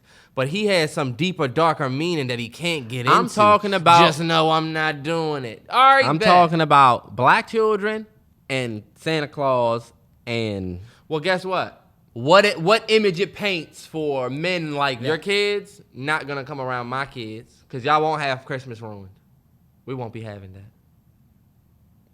So go and get your father, put your shoes on, and tell him y'all getting ready to go. While you take your boots stepping in fake snow so you can leave a little boot trail. And you leave the cookie and you see that fucking face. You can still see that face if it was you. That's the problem with black folks. They see your ugly ass every day. That's our problem. We think we need everybody else to tell to really, y'all? Y'all agree with him with the Santa thing? I feel like I might have been on the better side of things this argument. He's wrong. Well, you know what? I am a super conspiracy theorist. And he's going to let that raise his kids. Motherfucker think they got you. Watch him out, motherfucker. As soon as you start talking about somebody raising their kids, it's over with. Don't worry about what I'm doing. That's how Terrance is with Mimi. If anybody say anything about his cat, he's quick to say, and he gets mad for real. Because I don't like how people, I don't know if y'all notice, people will like to say that you ain't taking care of something as like play. Like, oh, he don't care about that cat. He let that cat do whatever. Hold up. That's crazy talk. I never would let her do whatever. I definitely care about my cat. What you talking about? That's how Terrance is. He's real. I don't let nobody say that, oh, you don't care about that cat. When the last time that cat, hey, yo, hold up. Oh, That's you know what? Shorty right here. All right, bet. Let's get it. Hop off a 16 passenger. This is a G5. No, this is not a Challenger. Big one. I did want to talk about the gentleman by the name of Twitch. I'm not too sure his real name, but a lot of people know about him from the Ellen DeGeneres show. And, you know, he passed away from self-inflicted wounds. Self-inflicted wounds? Yeah. Self-inflicted gunshot wound. Really? Yeah. His name was Steven Twitch Boss. Yeah. And he was honestly, 40 years old. He was only 3 kids 40. and a wife. Yep. His wife had reported that he hadn't been home. And then somebody, I think somewhere else, had reported that they heard gunshots and they found him with a self-inflicted gunshot wound. And so the only reason why I wanted to bring that up, I wanted to send an RIP to him because he was somebody who truly lit up a room. I didn't even watch much Ellen. But my mom loves Ellen. And my mom loved this guy. And she was really messed up behind, you know, hearing about them. And my sister Candace watched Ellen, too, and knew of this guy. That's the only reason why I knew about him.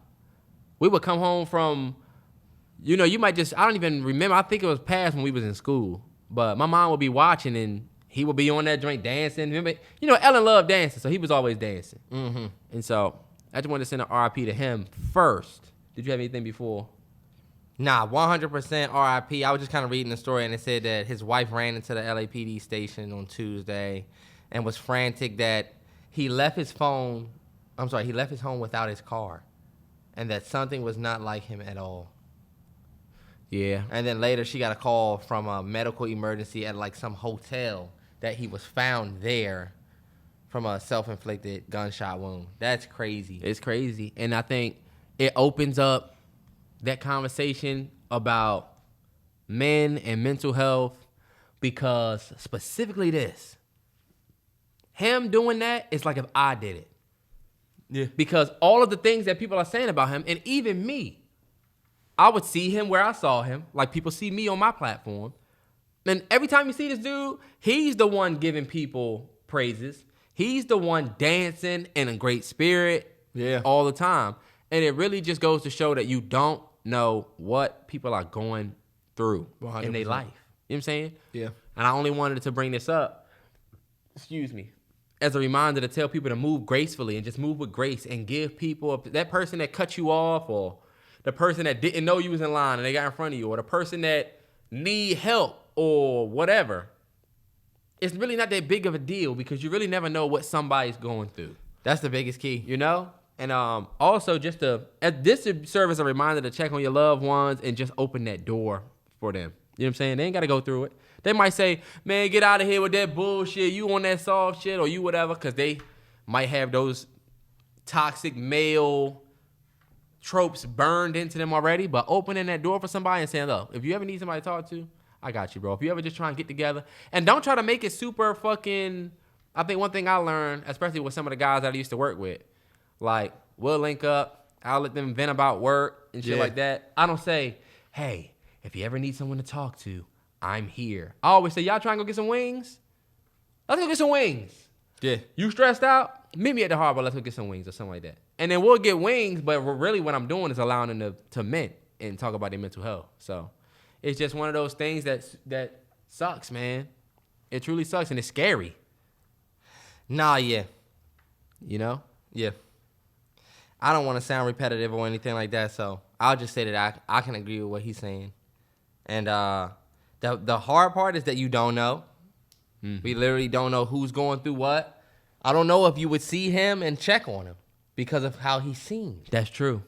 And I feel like that is the mystery of depression. Nobody can really see that big-ass cloud that's over your head. We just see what you display. Mm-hmm.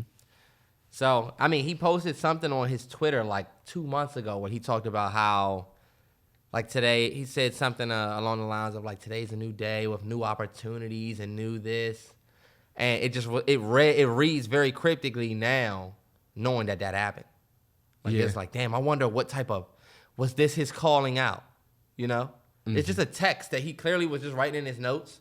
The people that do stuff like that, those be the people I feel like have mental health concerns. You'll just write this big-ass paragraph about how there's new opportunities coming. Like, you could either be expiring or you could be calling out or hoping that these new opportunities are coming. Yeah. You know? You never really know. Like I'll say, that the mystery of it is that you never really know. So if the battle's with yourself, I say win. Yeah. And the sad thing is that he leaves kids. 3. You know? 3 and kids. A wife. And a baby boy, I think. Yeah. And that's what's crazy, too, because it's like, damn, you really had to be just out of it, mentally out of it. Yeah, like his wife be dancing. Him and his wife be dancing, too. I just thought that was dope. Looking at some of the videos, I'm like, oh, this is dope. Like, he couldn't leave her and find another girl that would just easily do that. I think his girl is a pro on Dancing with the Stars. Yeah. Damn. And I forget who told me. I think it might have been Dad. But he was like, the worst day of your life, you haven't experienced it yet. Yeah. And he was I feel like that was me. It was talking to Dad because we were talking about relationships. It was Dad because he was talking about relationships. And he was talking about, my parents been together 40 years. So since they were 21 and 20 or something like that. Yeah. He was like, who your mother is now is completely different than who she was at 20. But I just knew I loved her as a person. So I loved her and whatever else was going to come with her in the future. So he was like, the worst day of your life, whether it be somebody passing away that's close to you or anything, is you haven't experienced it yet. So you really don't know what type of state you might be. That's why I said it's scary, because he died at 40. Nah, you're right. Yeah. Not trying to set us out. Rest in peace to that brother. For sure. We legit lose people every week. Legit. Like, we lose people every month at this point. Oh, yeah. No, that's true. You know? It used to just be like certain neighborhoods, people lost people like this. Not celebs. And it's always something. Is it that, Terrance, or do we just have more coverage of it now? You know? I want to say we have more coverage, but they had coverage back then. You don't hear about a whole bunch of people dying the way that we do nowadays. You sound like you went down a whole way. All these rappers that be passing away, I don't think it was like this back then. Nah. They didn't have the platforms that the rappers get. Nah, for sure. With rap, that is... Like, you could put out 3 songs, pop, and then if you died, they'd be like, damn, this dude died. And now we do know because we actually got to see them starting to build a platform. Yeah. People like Young Dolph and Nipsey, who was in the game for years. Yeah. Fan base solidified because of years in the game.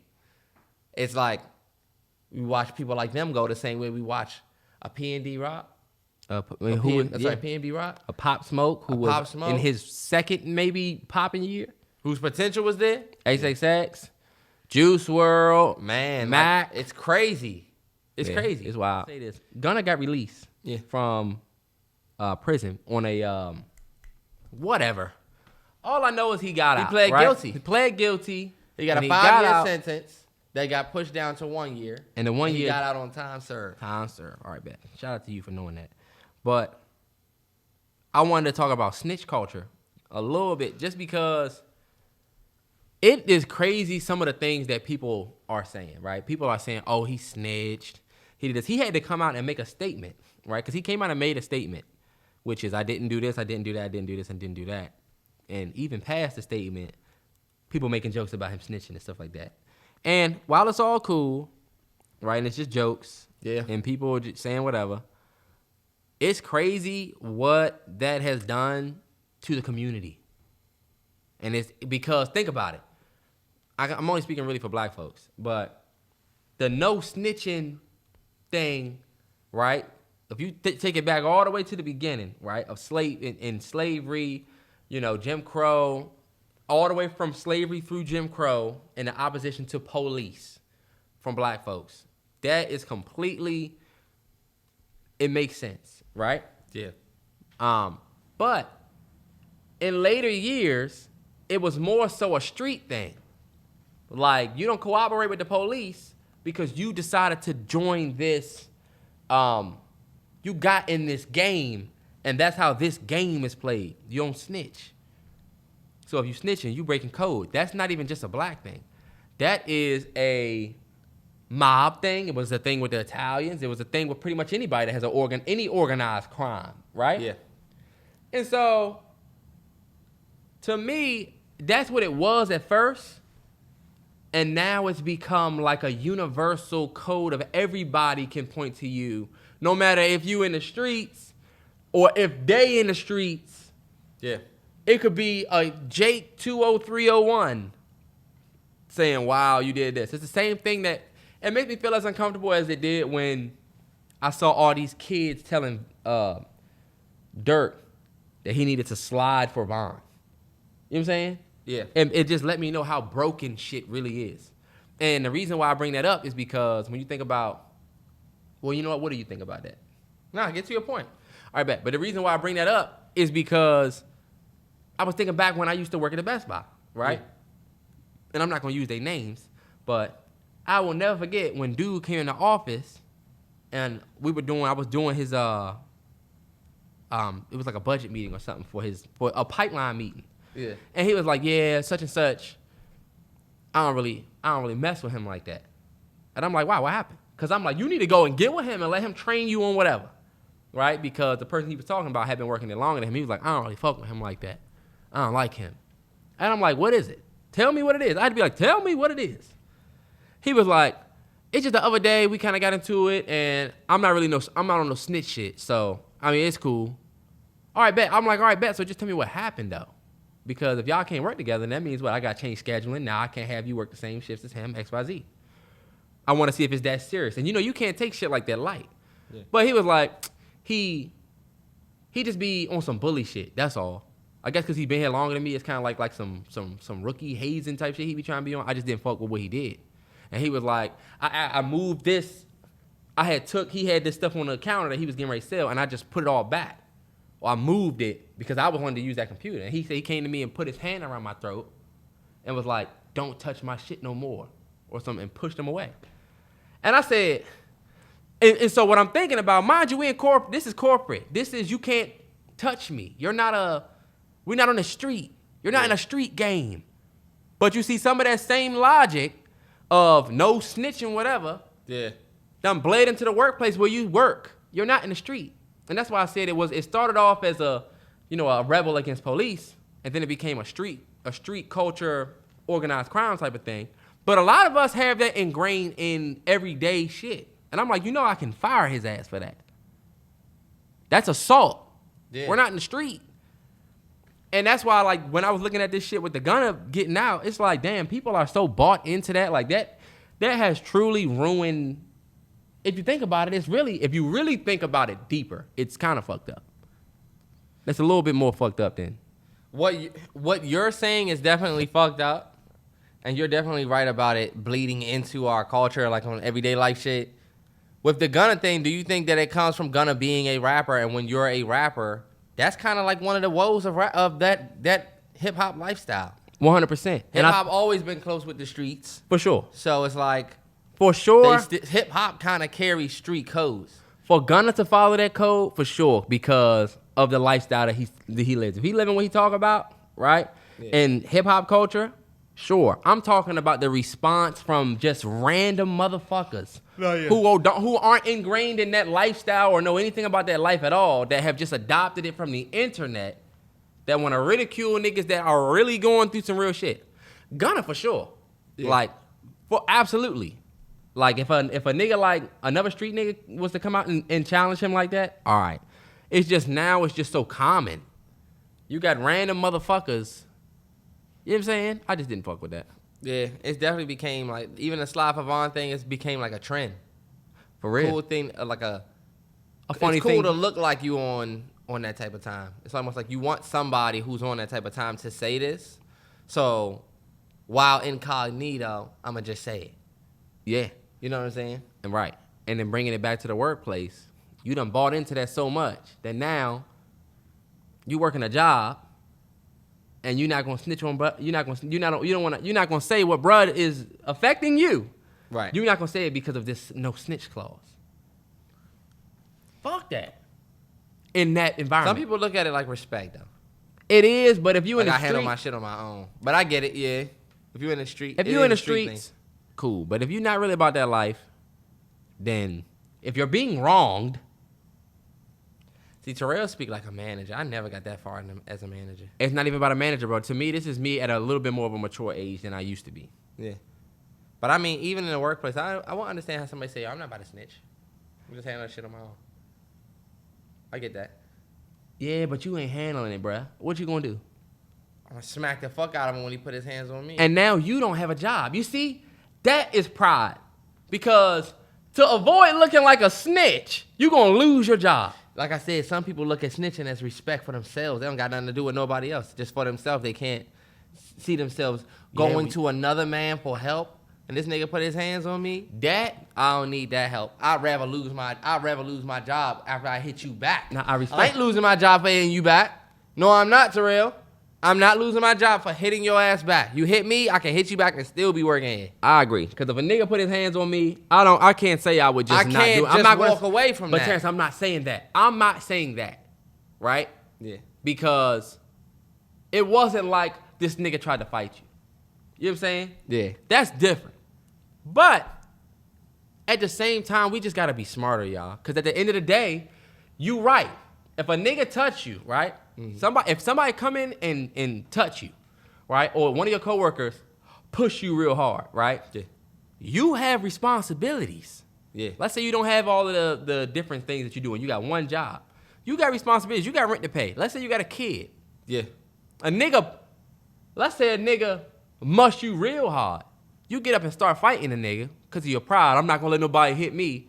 And now you can't provide. You see, these are things that we're not taught to deal with young.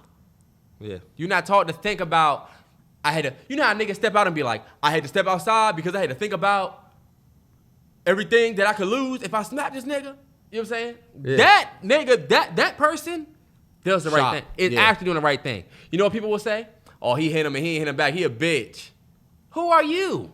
You don't know what I gotta go. You don't know who I gotta provide for or what I have to lose because you a part-time nigga in here, and this is your only gig. That's why I'm saying that shit is so toxic, bro. That shit is toxic. It is. That's a slippery slope, though. It is.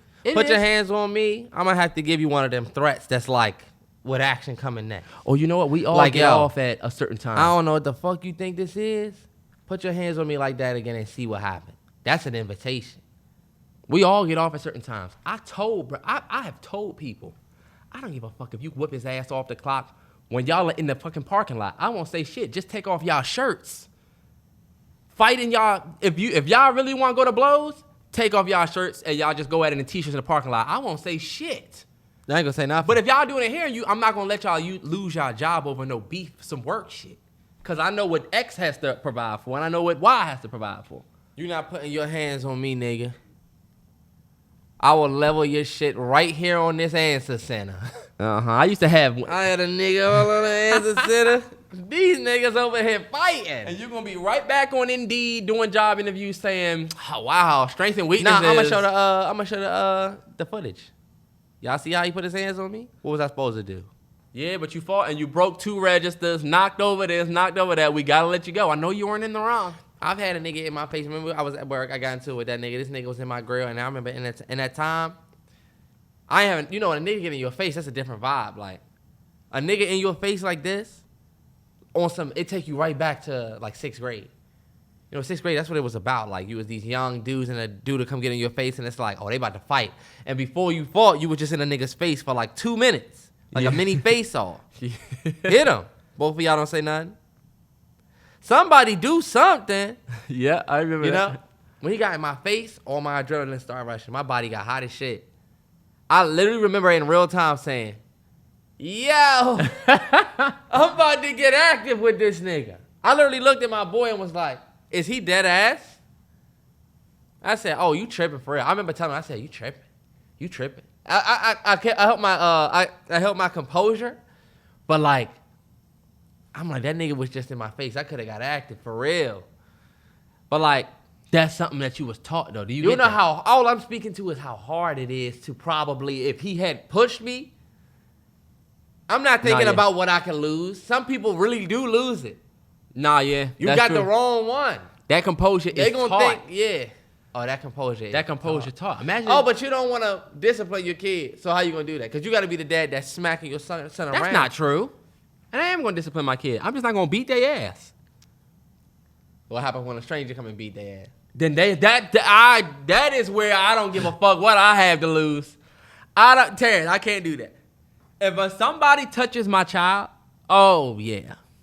That's where I don't even my girl, she was like, if that was to ever happen, I don't know. We just gonna be we both gonna have mug shots. Free JT. Remember that? Free me. And look, until it's backwards, like y'all say, him free. You in that joint trying to justify why you in there? I was protecting my fucking son. So but yeah. Leave me be. I don't want no trouble. Leave me be. Think about it. You can go through some hell. You need to join the such and such gang and we'll leave you alone. Or else we'll be back at your cell tonight, nigga. Your choice. Now you're in a whole different conflict. Right. You said that incident at the Staples wasn't worth this. We got movie suggestion of the week? Yep, I got 2 movie suggestions of the week. First movie suggestion of the week is going to be, how you say his first name, Terrell? What? Guillermo del Toro's Pinocchio. That shit is on Netflix. I actually haven't watched it yet. That's on my to watch list. I'm excited. I'm hearing that it's one of the best animated movies of the year. It's Pinocchio, but I heard it's like Pinocchio with like a little twist. I think it's stop motion. What? It just looks amazing. Del Toro's track record speaks for itself. So yeah, there's that one. And I also have you had a Christmas movie. I'll put a Christmas movie. Snow Day. Remember Snow Day? Yes. One of my favorite Christmas movies. I was thinking about that joint with the snowplow man. Yes, with the snowplow man. 2004. It snowed. That was reminiscent of our life. That's why we fucked with it. It snowed. She found out that there was no school, so it was like, yo, it's a snow day. Like, and they was outside. It was outside in the snow with the snowballs. Remember the bad joint that was a swimmer and the older brother was trying to get her? Yes. And he found her ankle bracelet and was trying to get that joint back to her? Yes. Wow. Man. I remember that joint. But yeah, Snow Day. That's just a Christmas vibe, y'all. That's the joint you can put on while you cooking. All right, bet. My movie suggestion of the week, I got One Christmas, One Night. Jack Frost is on HBO. Why not say your Christmas movie second? I said mine second. Fuck is wrong with this nigga? I don't know. Your regular movie and then your Christmas movie. All right, bet. You already said this one. So you already fucked it up. So go ahead and continue. Just keep going. Make you feel like shit. Make you feel like shit? Jack Frost is on HBO Max. That's another one of our childhood favorites. 100. The dude he has a son. He dies in a car accident. This isn't a giveaway. He comes back as a fucking snowman and he's like, whoa, it's me, Dad. Then it get hot as fuck and the dad start melting, so they gotta take him to fucking... Dog, that is a great movie. Nah, but low-key, his dad be protecting him throughout the whole movie, though. That was a good movie. Jack Frost. That's a great movie. His father came back reincarnated as a snowman. Yep. And it was one of them things where his dad was always on the road, so he didn't get to spend a lot of time with him, but he came back. He's starting to see how people was bullying his son type shit. It was dope. That was a dope-ass movie. Do you remember that Barney movie with the fucking rainbow rings on the egg? Hell yeah. Oh, my God. Wait, you sure that was the Barney movie? It was Barney. They had the egg, and they would unlock a color as they... I don't even fucking remember. Yep. We were talking about the McDonald's movies. McDonald's? With Grimace and the hamburger? Yep, and the pirate shit. You remember that movie? Mm-hmm. All right, look. Second movie suggestion of the week. Motherfucking... The other week I told y'all to watch The Good Nurse because I told y'all I had a Prisoners vibe. Prisoners is 2013. Denis Villeneuve. Back on Netflix. Ain't that Roger Deakins? Roger Deakins. Yes, sir. Cinematography. My boy Jake Gyllenhaal, Hugh Jackman, Viola Davis, Terrence Howard. That movie. Oh, and what's my man name that just played the My man that just played the Riddler. Fuck. I'm about to tell you. He just played the Riddler. But that joint, damn, I really wish. Tell me his first name and I can tell you the last name. Alex. Oh, sorry, that's his name and it wasn't his name. His first name is Paul. Paul Dano. Yep. That dude, hey, look. That movie crazy. And it's not one of, so basically Prisoners is about a dude, it's like they have a family get together. Like for Thanksgiving or some shit. And their kids be out front playing and then they cannot find the kids. And they're like, oh, where did they go type shit.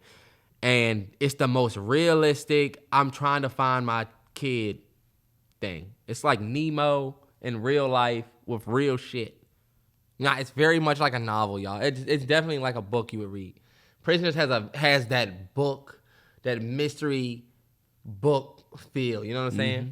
If you told me that Gillian Flynn wrote Prisoners, I believe you. Somebody said that Nemo and Waist Deep are the same story, except it's just a little bit different. Tyrese is Marlon, Megan Good is Dory. You never heard that? Nah. He lost his son. He running after him. Ended up running into Megan Good. Nah, yeah, you're right. I mean, there's no villain like Megan the game. Good helps him get his son back. The son ends up loving Megan Good. Yeah. Y'all like? That was some bullshit. Waist Deep ended like some bullshit. I'm sorry. No, I did. We loved that movie. However, this man Tyrese swam away from the cop. He was getting chased by 20 police officers in a helicopter. He drives his box Chevy into the water with Lorenz Tate. I guess they thought it was Lorenz Tate who was driving. Nah, yeah. Look, we not even calling by his real name. We calling by his. Is that Lorenz or was that Lamar? I think that was Lamar. Nigga, that was Lorenz Tate. That was Councilman Tate? That was Councilman Tate. No, it wasn't, Terrance. Lorenz Tate was in. That wasn't Lamar, bro. Lorenz Tate was in Waist Deep.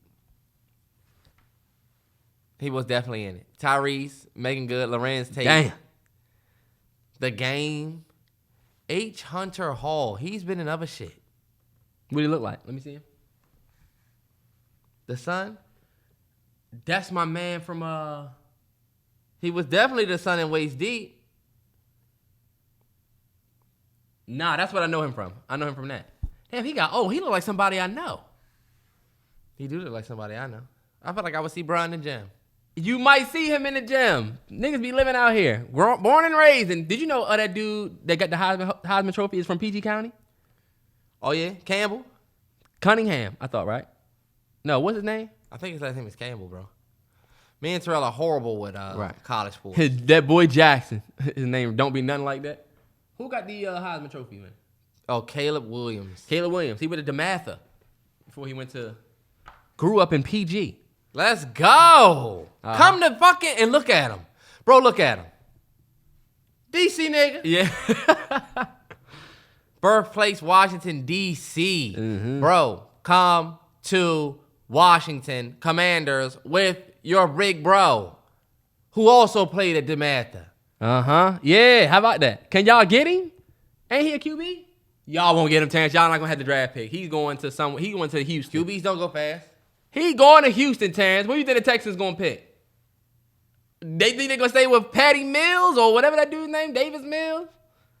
We're gonna send Chase Young right on the second pick in the NFL draft. I need my bro to come back though. Come on, man. I want to see that. I want to see 2 9s on the field. And speaking of Week 15, NFL Sunday has been a crazy, crazy ride. We headed right into the holiday season. This is going to be the first week where we have a Saturday game this week. 3 of them. 3 of them. 3 of them things. On Saturday, we got a game Thursday, but before we get there, we got to put respect on everybody who did good last week in Week 14. Shout out to the people that listen to this before the actual week comes. Yep. You know what I'm saying? But quick respect. I know I got to put respect on a lot of people. I lost the Rams. I got to put respect on the Lions first. I talked big shit about the Lions. I still think y'all Dan trash. Campbell Lions. But put respect on the Lions. Foiled my Vikings agenda. The Rams beat the Raiders 17-16. Okay, we definitely put respect on the Rams. That was a crazy game Thursday night. Remember? Nah, it was fun. That was a fun game. That was the Baker Mayfield joint. I'm putting respect on y'all. Well, we'll wait for that. But I'm definitely putting respect on y'all, even though y'all hold off on us. Saying? The Texans, Cowboys, that was not something to be proud of. Y'all out there in a slugfest with the Houston Texans. I mean, people called it, though. People were saying that the Cowboys were due for an L, and the Texans, only having won one game, was due for a W. The Texans going to give hell to every single team that they play from now on. But you're right. That game shouldn't have been that close. The Cowboys 10-3. That's all right. That's not bad. Lions for sure, because I picked the Vikings, I think. I gotta put respect on the Jaguars. They went out there and beat the Titans. And put a little respect on the Eagles. They went out there and really dogged the Giants. Giants, I told y'all was gonna lose hella games, and everybody told me to shut up because we suck. Well, guess what? Y'all suck too. I'm definitely putting big respect on San Francisco. Brock Purdy. Yes. Love to see it, man. Love telling it. you. Y'all just have... Oh, so Trey Lance didn't work, so you got Jimmy G. Jimmy G doesn't work. Now you got this fucking guy. I know. That's crazy. Why the fuck doesn't Washington have that fucking luck? Y'all do. Y'all got Heineken. Yeah. We also on third season with Heineken. Hey, look. That's still my guy. Put some respect on the motherfucking Panthers. Put some respect on the Panthers. The Panthers went out there and they all right. Think about it. My NFL picks this week was bad because of picks like that. Yeah, the Jaguars went out there and dogged the Titans. The Jaguars beat the Titans. The Lamarless Ravens went out there and beat the Steelers. Right. Tom Brady goes out there and gets dogged against San Francisco. Miami loses to the Chargers. Yep. Fucking trash teams. Yeah. Did the Browns beat the Bengals? No. You picked the Browns? No, I picked the Bengals last week. The Bengals. Yeah. And last but not least, I will never put respect on the Chiefs. It's forever fuck the Chiefs. And y'all, let me tell y'all something. We'll see y'all in a week and a half. We will see y'all in a week and a half. Because let me just tell you. Oh, you know what? Never mind. Well, you know what? Hopefully Russ will clear protocol. And then we'll see y'all. Because, Terrance, what? Pay attention. Why the fuck do I have to pay attention to you just simply talking about your team? I already know what the fuck you about to say. When you was talking about your Giants and Commanders, I was paying attention. I know what you're about to say. Really? Really, me? She said, this shit ain't Mary. But, we went out there and put up 28 points. The most points we put up the entire year on the Chiefs. We can beat these motherfuckers. Hopefully, if Russ would have stayed in the game and didn't get hurt, we'd have beat y'all. And I'm standing like that. Fuck y'all. Week 15. Thursday night. All right, bet. So we got Thursday, Saturday, bet. Terrance. Thursday night, 49ers Seahawks. Thursday night, 49ers Seahawks. I'm going with the 49ers. Yeah, that defense is just... Seahawks are fighting for that playoff spot. You know, I felt like the Seahawks... I don't know. The Seahawks let me down this past week. I'm riding that San Francisco wave. Yeah. That defense. Their defense is stout. They have that quarterback that looks fucking good. Brock Purdy. Brock Purdy doesn't look like I'm just Cooper rushing it, getting it done. Nah. He had a good game. I'm going to go with the 49ers as well. Sorry, Seahawks. Colts at Vikings on so the first Saturday game is Colts Vikings. And see this? I just want to easily say Vikings. Yeah. But the Colts would fuck around and go out there and win. Vikings. I have an agenda. Please. The Vikings are going to go out there and beat the Colts though. For sure. I'm picking the Vikings to win this game. I don't think the Vikings miss a game, lose twice. That'll be bad if they do. But I'm going to pick the Vikings to win. I'm picking the Vikings to win, but it's going to be a Saturday. It's a different day. It's just a different vibe. It's like when you play, imagine these two teams was playing in London. You'd be like, hold up. It's just a different vibe. I'm still going to pick Minnesota, though. All right, bet. We got Baltimore and Cleveland. I'm picking the Cleveland Browns. Last meeting, the Ravens won by 3.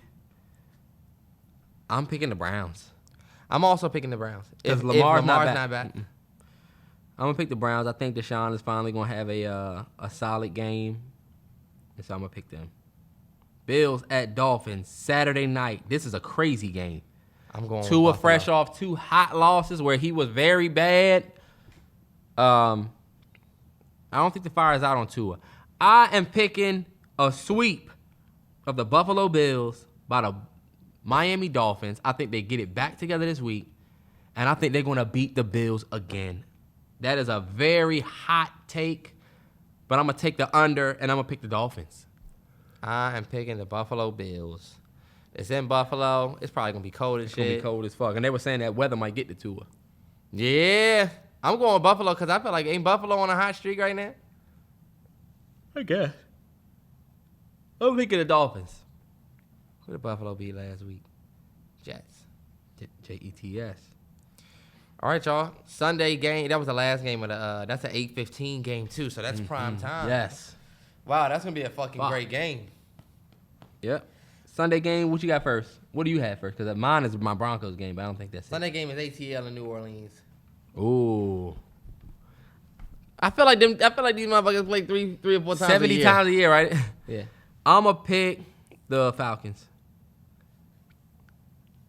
I don't know why. Both teams have not had great years. The Falcons can still scrape together a win. I'm picking the Falcons, too. I'm sorry. The Falcons can still scrape together they in the bubble, right? And I think, I'm about to say, I think so. At 5-8. They 5-8? Saints, your season is... Saints know that their season is done, but they probably want to forward the Falcons' chances. I'm picking the Falcons. These mugs are 5-8. The Saints are 4-9. Watch the Saints go out there and win. I'm picking the Falcons because I feel like the Falcons have something to fight for. But watch the Saints go out there and just win. Watch.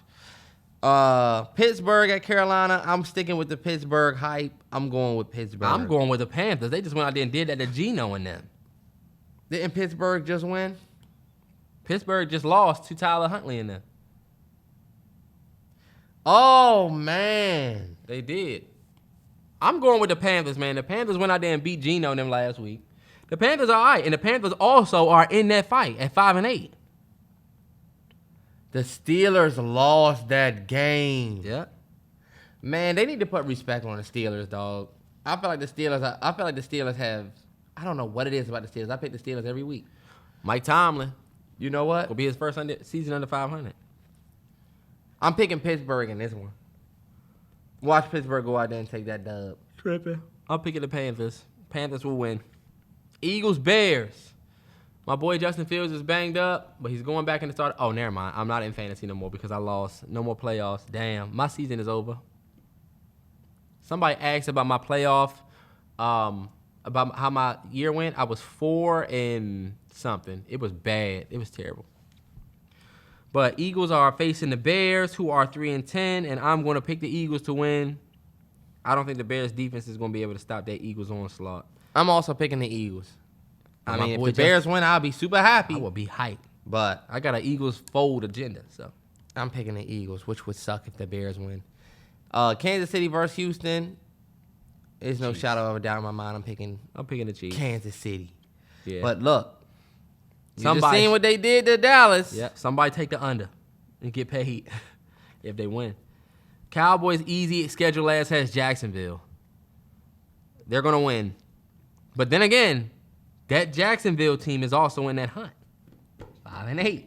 They also just went out there and beat who last week, T? Jaguars the Titans. Beat the Titans. You know what? I'm going to pick the Cowboys still, though. I'm picking Jacksonville.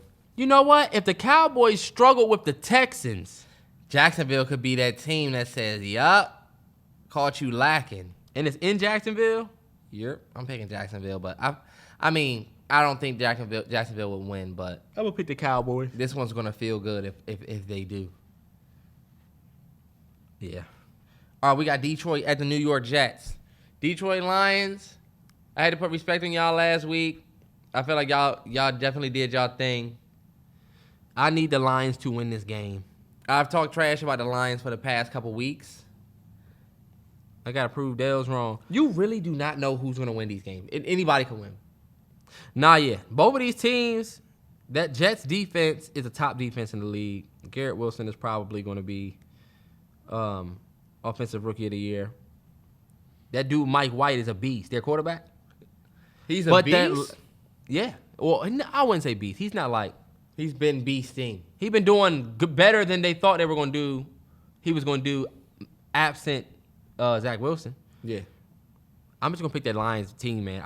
That Lions team, they put points up. Grit. And you a hater. And I will also pick the Lions. Sunday, no. Our game is next, right? Broncos? Yeah. Broncos, Cardinals, both of us got hurt QBs. Russ is out with a concussion. Prayers up for K1 with that torn ACL. No, yeah, that's crazy. I'm going to pick us to win this game because I think we have a better defense. And I think we can, with Brett Ripien, I think we might be able to go out there and win in a 17-16. Brett Ripien's playing and not Russ? Russ got a concussion. Oh. That changes everything, huh? Colt McCoy is not a bad quarterback. Now that's the thing. Colt McCoy is better than Ripien. They might go out there and dog us. I'm going to pick Denver because I think Denver's coming off of a high. Denver's coming off of a good game with Kansas City. That almost Chiefs win. The Cardinals just lost their future for at least the next couple games. Yeah. Oh, I'm sorry. Well, at least for the rest of the season and early next season. Hopefully his shit not like Chase Young's. That sucks because he just signed that contract. I was just talking about that earlier with somebody about how imagine if he would have not signed and just played like they always say. It would have been another situation like Dak. Remember, Dak was playing, but he wanted to get paid. And then he broke his ankle or snapped his foot or whatever he did. Yeah, that's true. So, I mean, for Kyler's side, glad that you got your money first. But for the team, it definitely sucks. Especially, if you invest in the team, it's like, damn. A lot of people feel like we put all this money. He might not come back and be the same guy. It takes a long time. 4 o'clock game. You taking Kyler Murray or Lamar? Me, 100% taking the unanimous MVP. That's funny because everybody I ask says that. Everybody be like, Lamar, easy. Lamar, easy. Easy. And I'm like, damn, okay, If you ask me Kyler and somebody else, I'm going to take Kyler. Like, if you ask me Kyler and Justin Fields, I'll take Kyler. And I used to think Kyler Murray had this reputation in the league as a great quarterback. I think this year, last year, and the Call of Duty shit, I think that really damaged his. Yeah. I don't know. I think that damaged his image. I think people look at him a certain way now. Last year mixed with this year. Yeah, I was saying I didn't like the Call of Duty jokes in the wake of his ACL. People saying now he has more time to. It's like, y'all just so lame to me. Yeah, I ain't like that either. Y'all just so lame to me. You're not cool to me. You don't. Yeah. What did he say? I forget. You're not the measuring stick to what real niggas listen to. Who all know who he was talking about? But all right, next game we got New England at Las Vegas. Yeah, 4 o'clock. I'm sticking with Mac Jones. I'm going with Mac Jones because I hate the Raiders. I want the Raiders to lose as many games as they can lose. Y'all suck. Fuck y'all. And they beat us twice. Probably going to be a fun game in SoFi. So, no, not SoFi. Allegiant, my bad. I'm looking at the Chargers game next. Mm-hmm. But it's probably going to be a fun game at that nice-ass stadium. I would actually want to watch that game. Oh, it's Fox. That's going to be a good game. That's going to come on right after whatever the 1 o'clock game is. Yep. All right, bet. Let's go Patriots. And I'm going Patriots as well. Titans-Chargers is going to be dope because they're both still fighting for whatever their spot is. They're both 7-6. And I'm putting respect on Chargers' name this week. I'm picking the Chargers. Titans. At home. Go out and get that home dub. I was saying on my Twitter how the Titans are the most unpredictable team in the league. You don't know if they're going to win or lose, but I don't see them losing 2 straight. Okay. And the AFC West bias in me is saying fuck the Chargers. Yeah. So for me, I'm saying I think Justin Herbert put on a show in his last showing. I think he might be riding that high. I'm going with the Chargers. And this is I think this is going to be a good game. The last 4 o'clock game of the day, Cincinnati Bengals and the Tampa Bay Buccaneers. Yeah, Bengals are winning this game. Brady and them are cooked. I think Brady and them are cooked too, man. I just don't see you not beating Brock Purdy and them and then going out here and beating. And that's exactly what's going to happen, watch. But you know what? The Bengals don't have half the defense that San Francisco has. It's not, I mean, because Brady couldn't do nothing with that. And Brady didn't look good, but they wasn't scoring no points on them. Nah. It might be a slugfest. I'm going to pick the Bengals, though. I'm picking the Bengals, but watch Brady go out here, and then it's like, oh, damn, y'all thought I was washed? I'm at the cleaners. Yeah. Laundering. 820 game. 820. The game that they flexed. Because they ass wasn't there before. We wasn't here before. Fresh off of a tie. Well, Giants are fresh off of a loss. Y'all are fresh off of a bye week. But a previous tie. Mm-hmm. The Giants are coming to Orlando. And we ain't going nowhere. Welcome to D.C. Oh, shit. Hey, you only use that for home games. I only use it for home games. Because, look, I always say, so-and-so fans, welcome to D.C. Y'all coming and playing us and on our turf. We got one of the worst stadiums in the league. Uh-huh. You really coming to the trenches. So you got Giants at Washington Commanders. I'm going to let you sound off because both of y'all are 7-5-1 now. Giants fans, y'all coming to the trenches this time. We came to MetLife and handled ours. It's time for y'all to return that favor because my thing is this. We looked at that tie as a loss because we knew we should have had y'all head on a spike. Y'all should be coming and seeing y'all head right up there as y'all walked in them gates for L number 2. But you know what? It's cool. We decided to make it interesting for y'all. But guess what? We're going to bust y'all ass in front of the world with the whole world watching. 820. It ain't no other game on but this one. And guess what? Y'all playing some boys from D.C. And have y'all heard about them? Hey, Philly fans. Why don't you tell your New York buddies about what happened when you stepped to D.C.? Y'all lucky the camera died and it cut me off. But and I probably needed to be humbled anyway. But yeah, y'all know who I'm picking. The Washington Commanders. We're going to handle business this time. We should have bust their ass the first game. But we're not going to make no excuses. We're not even going to talk about that game. Chase Young return in D.C. Is he going to play? He's supposed to be playing. He said he's looking forward to it. All right, bet. So, let's go. Y'all know who I'm picking. Commanders. We taking this. 8-5-1. I'm not mad at that. Okay, I'm not mad at that at all. I am also going to pick the Washington Commanders. I don't believe in the Giants. And I think playing in Washington, this is going to be a huge game to play in that environment. So I'm going to pick Washington just on the strength that I feel like they're going to win. I do not trust this Giants team. And I told the Giants y'all was going to go on a 5-game losing streak. This would prove it true. Minus the tie. What we got for Monday night? Monday night, we got Baker Mayfield at Aaron Rodgers. I'm looking forward to this game because of what Baker Mayfield did against... What was that? What's the name? That wasn't against Raiders. the Colts. Against the Raiders. I loved it. I loved that. Yeah, I love that. I mean, I've never been a biggest Baker Mayfield fan, but I also wasn't a big Baker Mayfield hater. Mm-hmm. So I want to see him go out there and do good. I think we're all enjoying seeing Aaron Rodgers lose because he's been so great. People might not want to admit it, but seeing Brady and Rodgers lose after they've led the league feels kind of good. It does, to see the other guy win. Yeah, see somebody else get up there and be the top guys out there. What's crazy is when they talk about top quarterbacks, you don't hear them saying the Bradys and the Rodgers. They be saying the Mahomes and the Allen and it's like, damn, that's crazy because we really watching like the shit shift. Yeah. Old guys are out. I remember back when we used to watch football, they used to say stuff like the Breeze type, the Mannings and the Bradys. Yep. Manning got his own show. Breeze is on somebody's network. Brady and Rodgers still out there, but soon, y'all. Exactly. Are they going to be saying your quarterback's name? That's true. I'm picking Baker Mayfield and them to win just because I want to see Baker Mayfield win. I'm picking Baker Mayfield and them to win. I like how you said that you weren't the biggest supporter, but you weren't the biggest hater. That's kind of how I am. And now that he's in this new situation, and now an official underdog, yeah. Mm-hmm. But you know what else I was going to say is I wanted to put it. I was looking at this. I wanted to put in some bets, and I wanted to try to do my FanDuel, but y'all know they will not let me do it because they think I'm Terrell. They won't let me sign up for FanDuel because every time I try to sign up, they literally think that I'm Terrell. They say, you already have an account. Weird. It's definitely very weird, but I'm going to just try to use something else, a different app. But that sucks. I want to use FanDuel. Use Boom or Mojo. Or BetMGM. BetMGM, yeah. But y'all, I'm going to do my first week of picks. Terrell haven't won a parlay yet. I had won a parlay. What'd you win? I won the...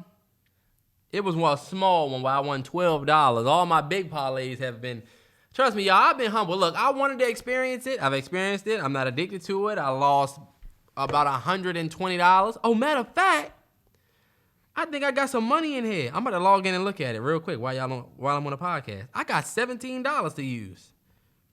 Damn. When you just go look at your settled bets. Jesus Christ. That's because I bet a fringe 40 on my Broncos during the game.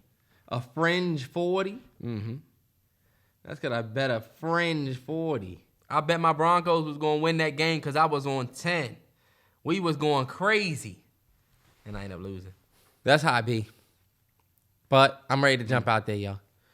But yeah, man. NFL picks. Week 15. Lock in. Sunday night, we ready for the world. Giants fans, get your popcorn ready. That's what they say. And that's going to wrap it up for 131. When it's all said and done, they did them back to back. See y'all next time. Get y'all shopping done. Express shipping. Next time.